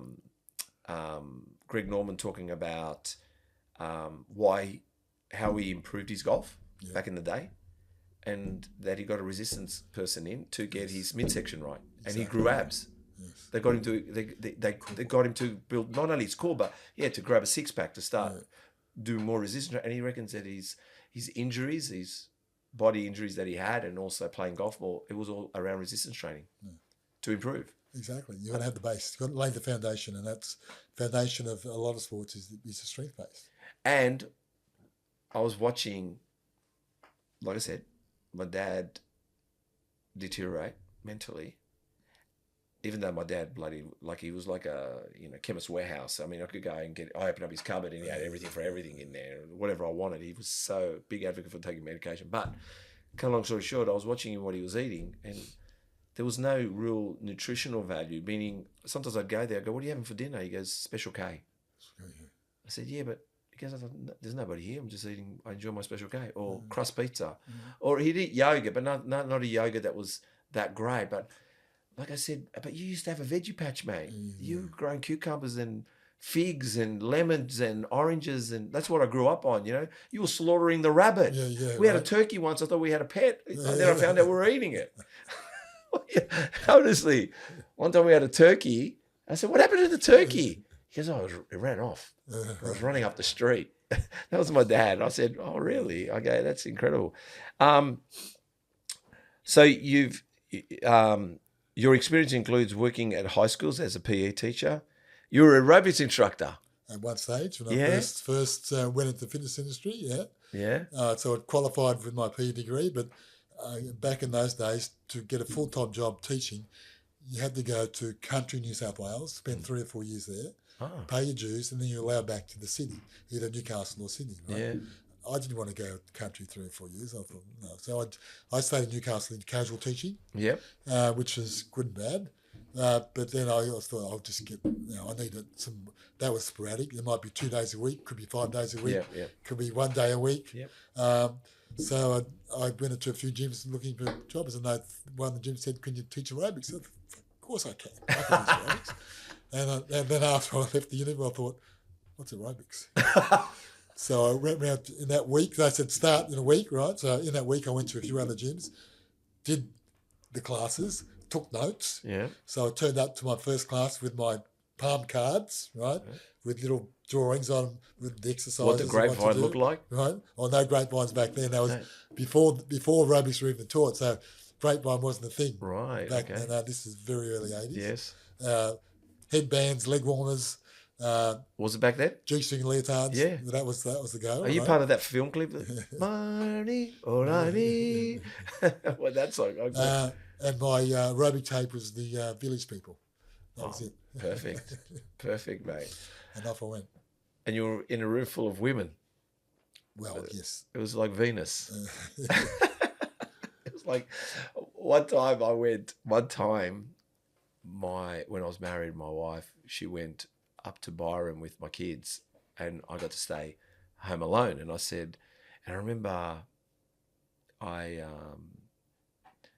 said, I was listening to the radio and there was a charity going on. It said, come to so-and-so it was in Darlinghurst, just around the corner from City Gym. Yeah. Trust me, there was a church there. Up the road around there, I think there's a little church. Oh, I know exactly what you mean. It looks very Gothic type yes, church, yes, right? Yep. And they said, come and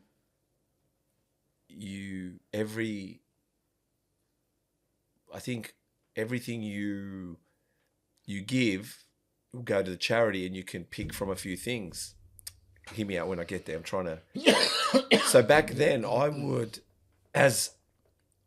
not only when I trained, I would get waxed. So my whole body got waxed, right?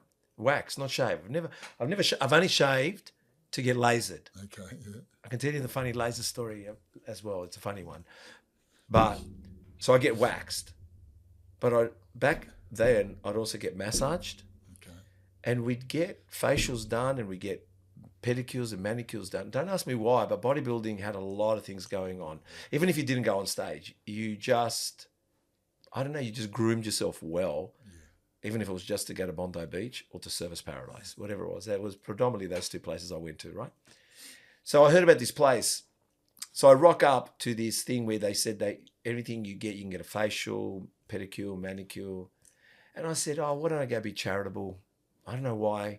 They sound like a good cause. It was about something for women overseas, slave women, whatever. I don't know what it was. My kids had gone away and I said, I'll go to this. So I remember rocking up and I'm walking to the front and they say, excuse me. I said, hi, I'm here to get pampered. I said, you sure? I said, yeah. She goes, you're the only guy that's turned up. I was the only one, right? So I said, does it matter? She goes, I guess not. Yeah. So I went to the front and I said, can I get a manicure done and a facial? Yeah. She says, the manicure one's all taken up, but you can have a pedicure and a facial. Yeah. I said, done. I went in, I was the only guy. And I remember sitting down getting a pedicure done on my feet.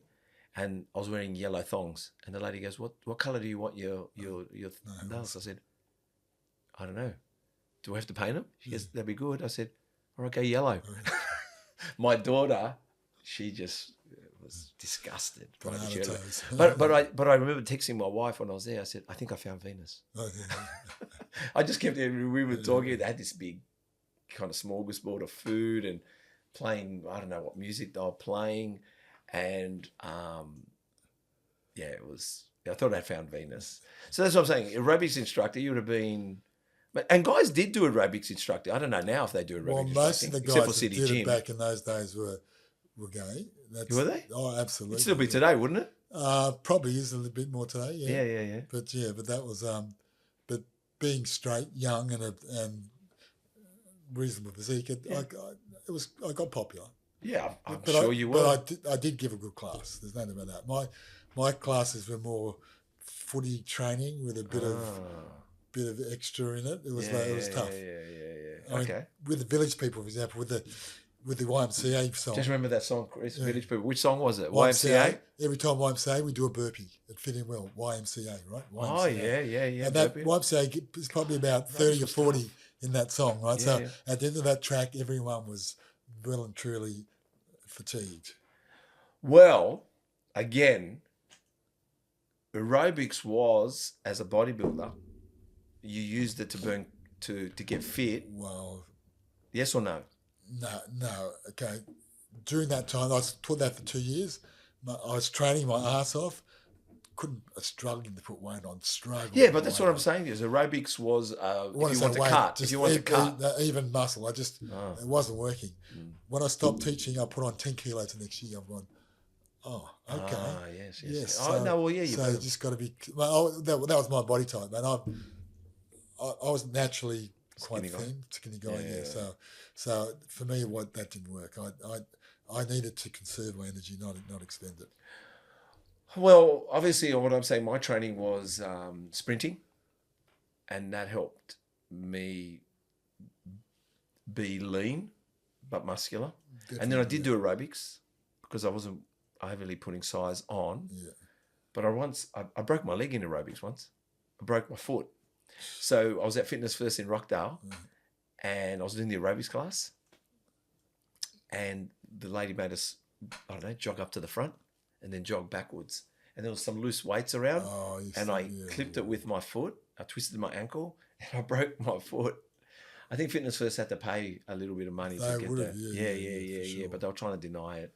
But I tell you, look, you studied a lot.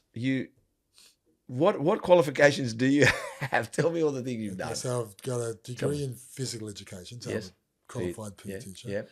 I've got a meritorious degree in sports science, which I did in my 30s. Yep. And then just recently I finished my master's in clinical exercise physiology, which is learning how to train people with chronic health conditions. Yes. Diabetes, asthma, mental health, kidney disease, heart disease, the whole range. Yeah. And also, you've trained with a few interesting clients, Olympic and elite athletes, swimmers such as Jeff Hugel, Michael Eaglesman, Michelle. So she came to me. She placed sixth in the national 50-meter freestyle in Olympics. The following year, she said, "I want to make the Olympic team." Yeah. Okay. And her weight training she was doing they were doing bodybuilding training for a sport. They're not the same. Right. You've got to be sport specific. Okay, and especially with sprint, you've got to do a lot of explosive action. So we changed the training around. At the Olympic trials, she broke the Australian record in the morning in the heats. Yeah. She held it for 12 hours because in the evening, a girl called Libby Lenton, who was a multiple gold medal Olympic winner, she broke the record back again. But Michelle went to the Olympics and got sixth in the final, which is not a bad. Amazing. But also there's many names here, but the ones, some of the people I recognise as well, you trained Brett Lee. I trained him for 7 years, Yeah? What did you have to help Brett Lee with? Okay, Brett, we came meet first. He had elbow surgery. Yeah. So we did some sort of rehab performance training with that. Then a few years later, so we kept training. A few years later, he had ankle surgery. Yeah. Fast bolt, mate. Yeah, I can imagine. They bash themselves up. They do bash themselves, right? It's a tough game. That's Brett was probably the hardest trainer I've ever had. Yeah. That's why he was so good, man. He had that. Was good. He had the ability to just push himself. Quick, Brett Lee story. We've got training scheduled for Thursday morning, right? The Wednesday evening was the Allen Border Medal in Melbourne, right? So Brett's gone to that, right? Allen Border Medal. Got on the drug, on the grog. Yes, didn't sleep. Got on the plane next morning 6 o'clock. Turned up for his 9 o'clock appointment at the gym. No sleep. Probably hit the still grog. Yeah. But he said, my competitors, they're training now. I've got to do the same. They so knew he just that. used to push himself to the max. He was, They were incredible. I mean, you're not wrong. You trained Alan Jones. Alan, yes. Vince Sorrenti. Vince, yes, Vince. And Mark Boris. Mark Boris, yeah. I think that's what it was about. Was some of these people coming to City Gym? Brett used to, but with his connections and fortunately, my connections, we were allowed to train at Fitness First at Tarman. Is it Tarman? Yeah. Privately there.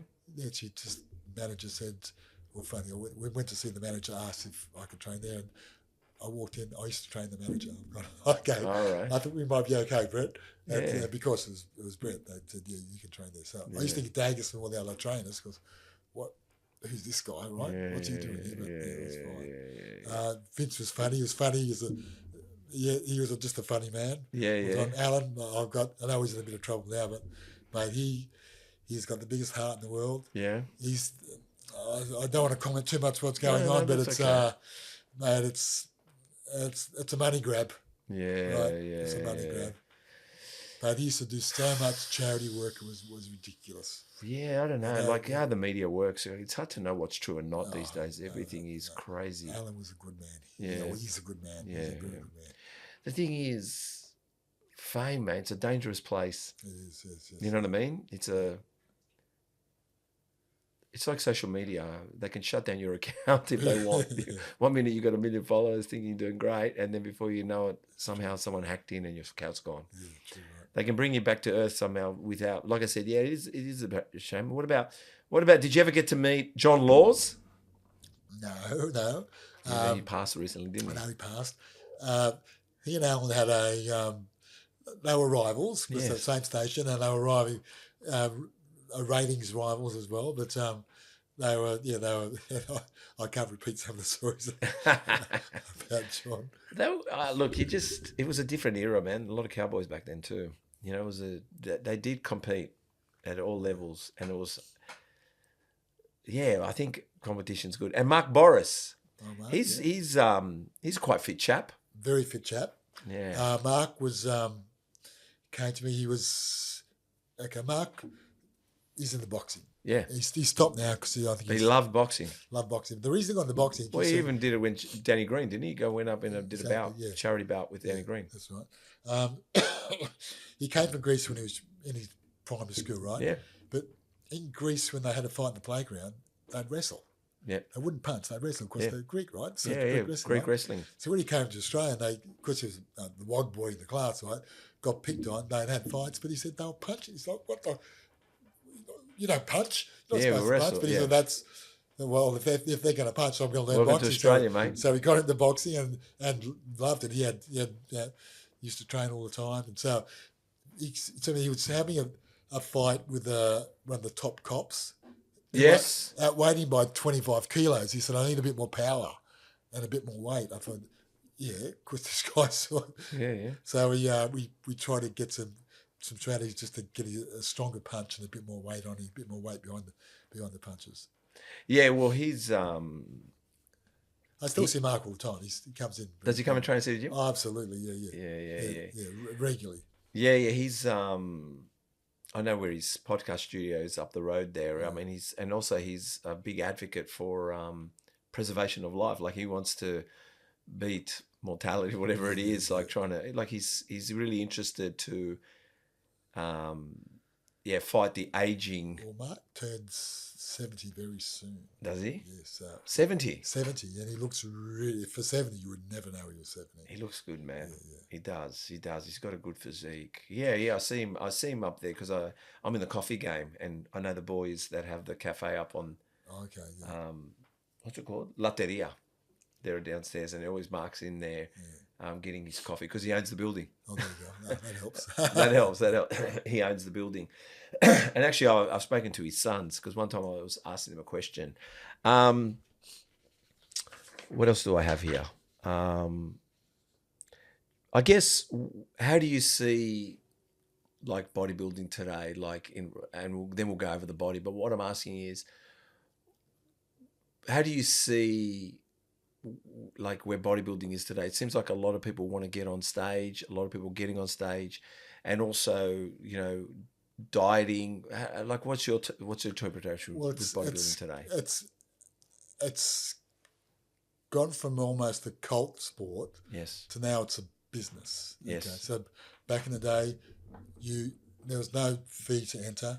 The people would make the promoters would make the money from you competing, but bringing your family and friends along. Buying tickets. 20 people buying tickets, right?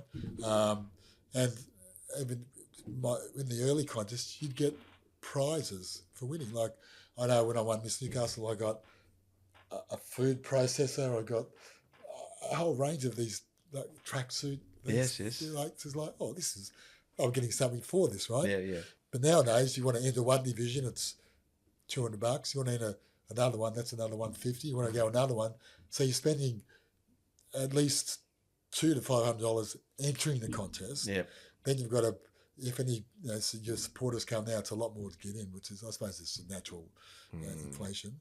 But it's become more of a business. And it is more. It's a shame, but add more character back in the day, but now they're highly organised, well run. What do you think of the physiques today? They haven't changed much, really. They're definitely training strategies. Nutrition's probably gotten a bit better. There's a more broad knowledge of nutrition. The performance enhancing drugs are definitely better. Yeah. So there's some really good physiques out there. Yeah. Like back in the day, there'd be one or two good ones. Now there's 4 or 5 good ones on stage, really good ones. This quality is definitely better, but still, I think it's lost its character a little bit.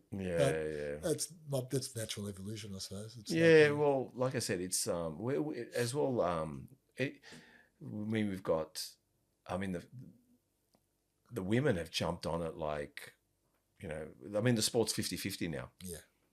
It's they've got as much right, but also they're doing amazing. And some of the physiques these women are building, God's sake, and the way they lift as well, they're putting us a little bit to shame. Yes. Well, we're all human beings, right? Yeah, and there's ectomorphs, endomorphs, mesomorphs in all sexes. Yes. Right. So the mesomorphs normally dominate, and there's plenty of girls out there who can put muscle on easily without doing much at all. Right? There are that genetic elite in both sexes, and now back in the day, if you had this is just anecdotal, but people with really good physiques didn't really go to the gym because they already had a physique. 100%. I remember that. What do I want to go to the gym for? I've already got a body, right? Yeah. Nowadays they go, oh, I've got a body, but if I improve on that, I can do really well in bodybuilding, right? So 100%. I might try what I'm good at, and that's why we're getting all the better physiques coming through, because the people with more aptitude are going towards that sport. That's a light bulb moment. I trained because I didn't have a good physique. Yeah. So I went to the gym Absolutely. to create a good physique. Where, like you said, people that had good physiques, they predominantly just surfed. Yeah.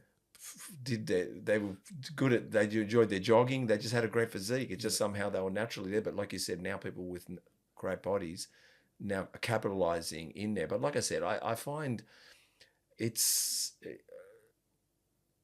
I think it's a great sport. I think it's definitely very much. Besides if we take away, like I said, the social media aspect to it, but I definitely think bodybuilding is a core for everything now. Well, it can be a lifetime endeavor, which is really good, right? That's what I'm saying is you do it all the time, mate. Great. Now the 2 metrics for functional longevity, okay, being able to live longer but better. Yep.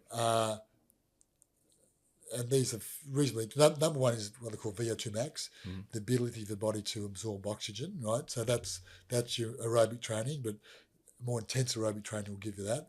The other one close behind is strength, and especially leg strength, because that'll give you more bone density, but leg strength will keep you mobile longer. Once you lose your mobility, once you lose the ability to walk, you're going to go downhill pretty quick. So you keep those 2 things going, you're going to live a longer functional life, healthier life. Right? Oh, I've just now noted that inside my head.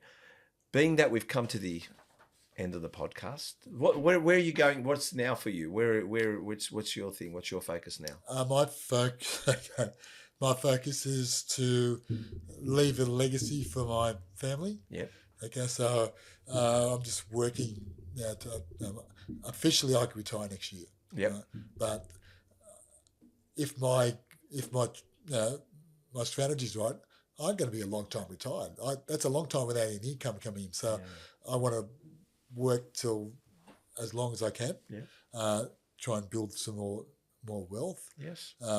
Relative to myself, doesn't have millions, but just relative, so I can have a comfortable life afterwards. Yes. And hopefully leave a bit for my family. That's my main focus. I mean, and training's part of that. Training, doing my cardio has become a lot more of a focus for me as I'm getting older because of that same reason. Right. I did a VO2 max test 2 years ago. I got the top 2.5% for my age, which I thought was I was very happy with that. Yeah. But I am focusing on that a bit. So that was really good feedback for that. I wouldn't retire. I heard this story a long time ago when I was working at HSBC as a network engineer. There was an older guy.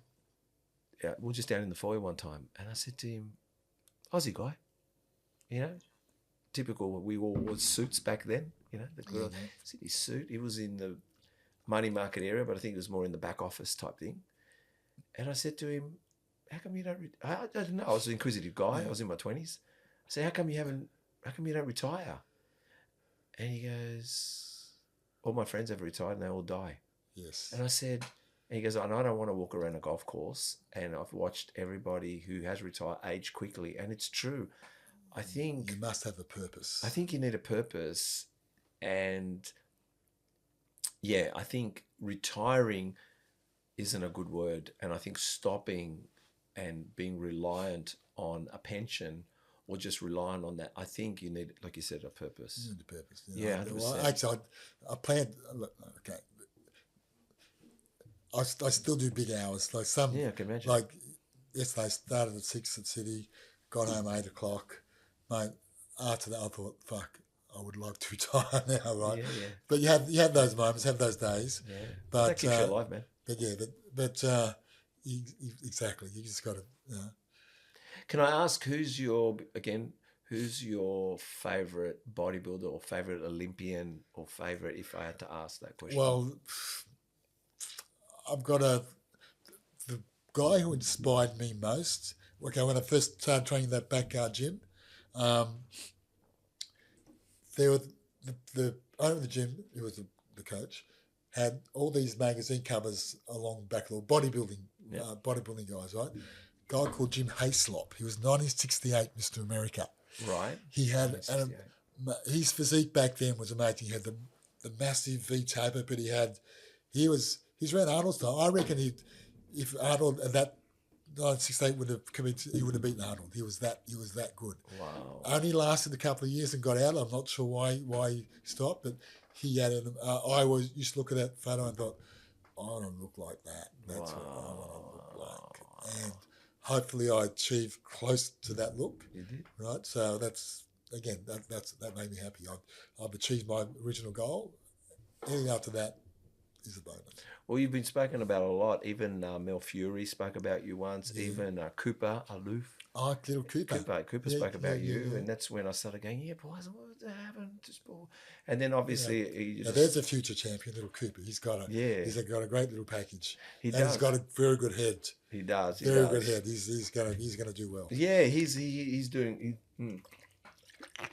I think he's I think he's at that age though. There's a little bit of push and pull in that area. I'm kind of watching from far, and he's been on the podcast. I've done a podcast with him, but definitely he's got it. He's definitely got it. He's something to look out for. Well, we're going to go over the body. That's how we finish. Yep. I'm going to tell you a body part. Yep. We just need one exercise, sets and reps. Very simple. We can brace through it if you like. Yep. So traps. Traps. Okay. Even if not to train it, you can say don't. Pardon me. Because I came from a weightlifting background, weightlifting is all, that's a lot of trap. Yeah. I never did one trap exercise my whole bodybuilding career because my traps were fucking I can see. well developed, right? Yeah. So I would say power cleans because that's what I used to do that, right? It's a tough exercise, but it's a great exercise because you've got the deadlifting portion from the ground. Yes. You've got the explosive part up to the shoulders, right? Yes. And it's a great exercise for sport and for strength. Wow. And for power. So I'll say power clean. All right, I like that. All right. Delts. Let's go with rear delts. Rear delts. Oh, okay. My favourite is we lay on an incline bench under the opposing cables. We grab the two high opposing cables. Yes. And then so we get a really good stretch. Yes. And we bring it down and get a really good. We get a yeah, nice range of motion. One important concept in bodybuilding is the stretched reflex. Yeah. It's called the myotatic reflex. Yeah.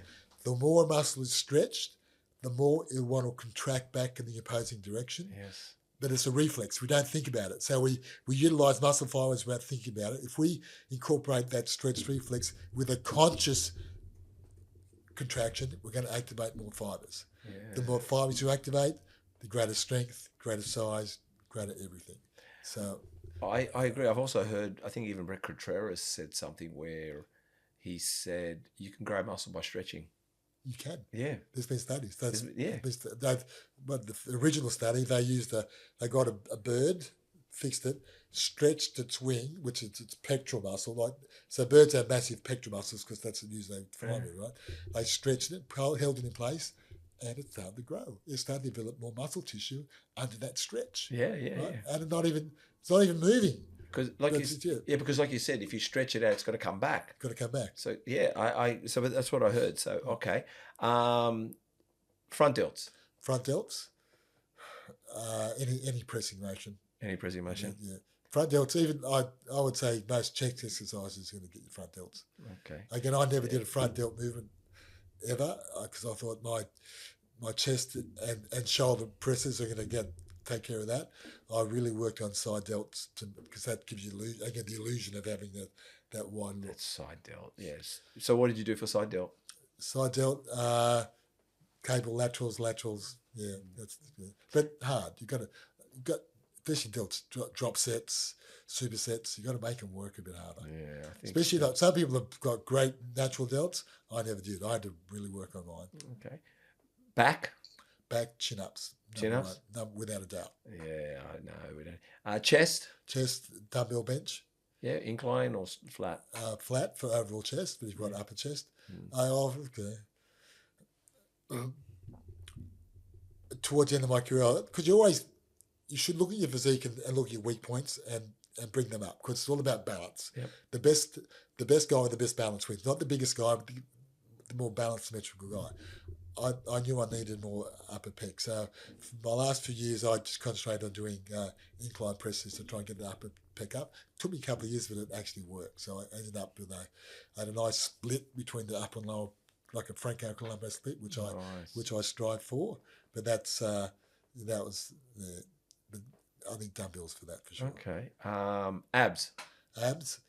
Okay. Again, I never trained abs directly. Yeah, people told me that a lot of bodybuilders say they only train them towards a competition. Yeah, just to get in shape, because they're a muscle. Any stimulus to a muscle will make it grow. Yeah, and you didn't want big waist. Doing high reps won't make a muscle; it will make it bigger. Right? So I didn't want to. My waist was always really big for weightlifting because of overhead stuff. Yeah. These obliques are stabilizers, right? So I wanted to keep my weights as small as possible, so I never did ab work. And when you get lean enough, everyone's got abs. Yeah, right? Yeah. No, I didn't know that, but that's the truth. Yeah, so, but I used to just basic crunches, reverse crunches, just to target the abs.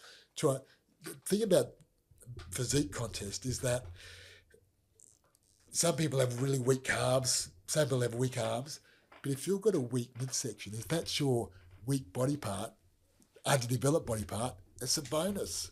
It's something that makes you look better, not worse. Yeah, so if you've got a weak, like all those physique guys who wear the board shorts, they naturally haven't got a big waist. That's their weak point, but it makes it look better. 100%. Right?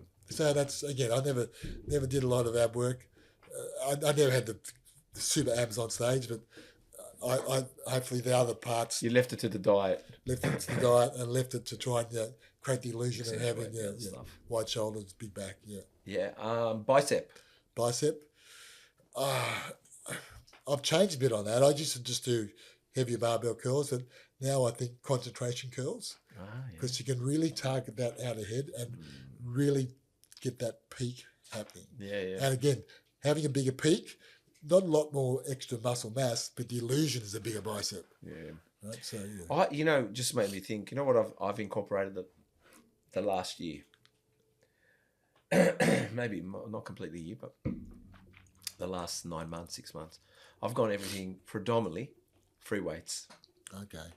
Everything is to create stabilization. I'm trying to stay away from machines because I just remember that's all we had when we were training. Yeah. Back in the 20s, Oh, when I exactly. was 20. Yeah. And I just saw better striations. I just saw different muscle. I don't know what it was, but I used to go, wow, like, and even stretch marks.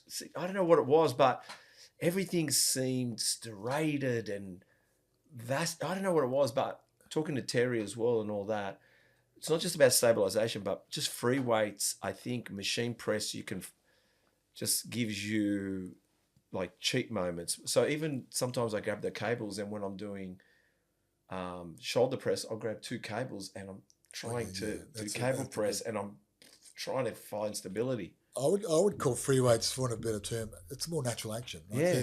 We pick up things and lift things. Yeah. So why shouldn't our body respond more to that type of work than machines? Because that's what we're designed for.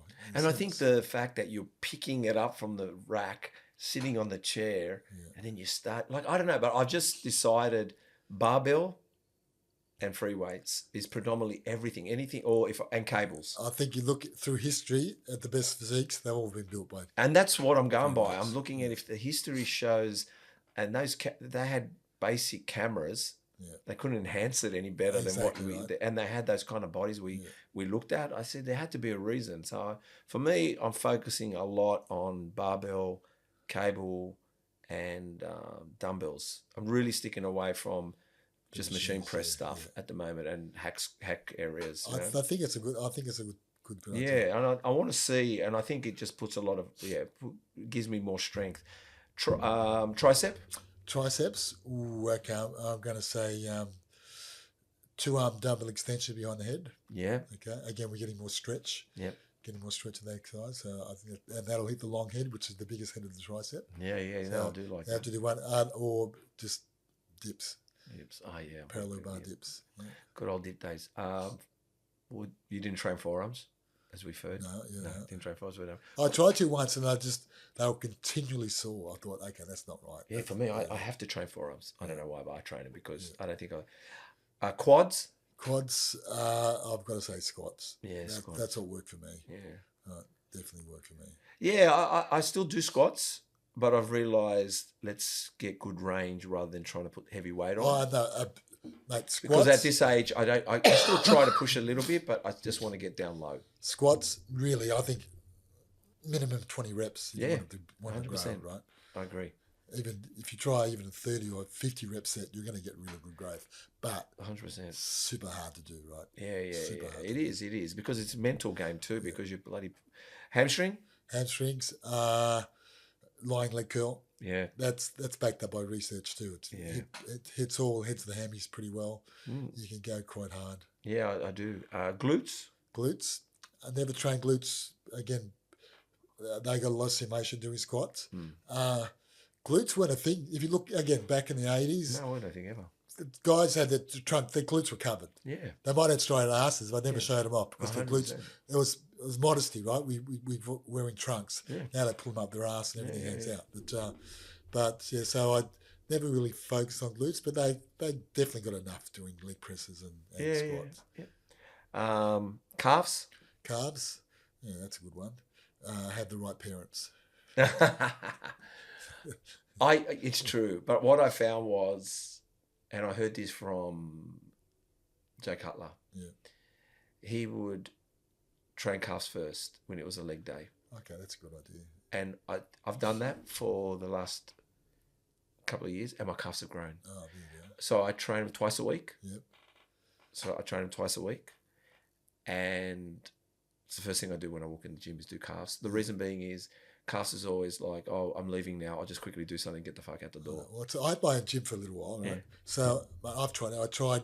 I had a calf block behind the counter, and I would do up to 1,000 reps body weight calf raises a day, right? Yeah. they got more vascular. They didn't grow, but they got more vascular. Okay. And then I read a story of you do one set of standing, one set of seated calf raise on the hour every hour for 12 hours. Okay, I can do that because I'm in the gym, right? I tried that. They grew a little bit, but not much. So, well, if you find the secret, tell me. I'm telling you, I won't say I found it, but listen to Jay Cutler, and I did try it. Two things, right? First thing, you train. Yeah, make him priority. Priority, but train him like you're training every other body part. Yeah. So progressive overload. Yeah. Lastly, on the hang, sit there. Stretch. Yeah, stretch. Like you get bored. Yeah. So you go up and you put it down, and literally you just want to go straight back up. And no, you sit there. Yeah. And you go back up. And then you come back there and you sit there. Like it's literally sitting there. I found that helped me a lot. Like I just stayed down low, stretch, up, hold, but come back down and longer down. I just sat there. Sometimes I'll just, and up, and then sit there. And I just made sure I emphasized sitting there. And I did see a difference. Yeah. I did, really. Well, that was stubborn. But that was listening to Jay Cutler saying that he did it first and in the stretch. So we talked about stretching. What about the tibialis, mate? Just to sound like I'm technical. Ooh.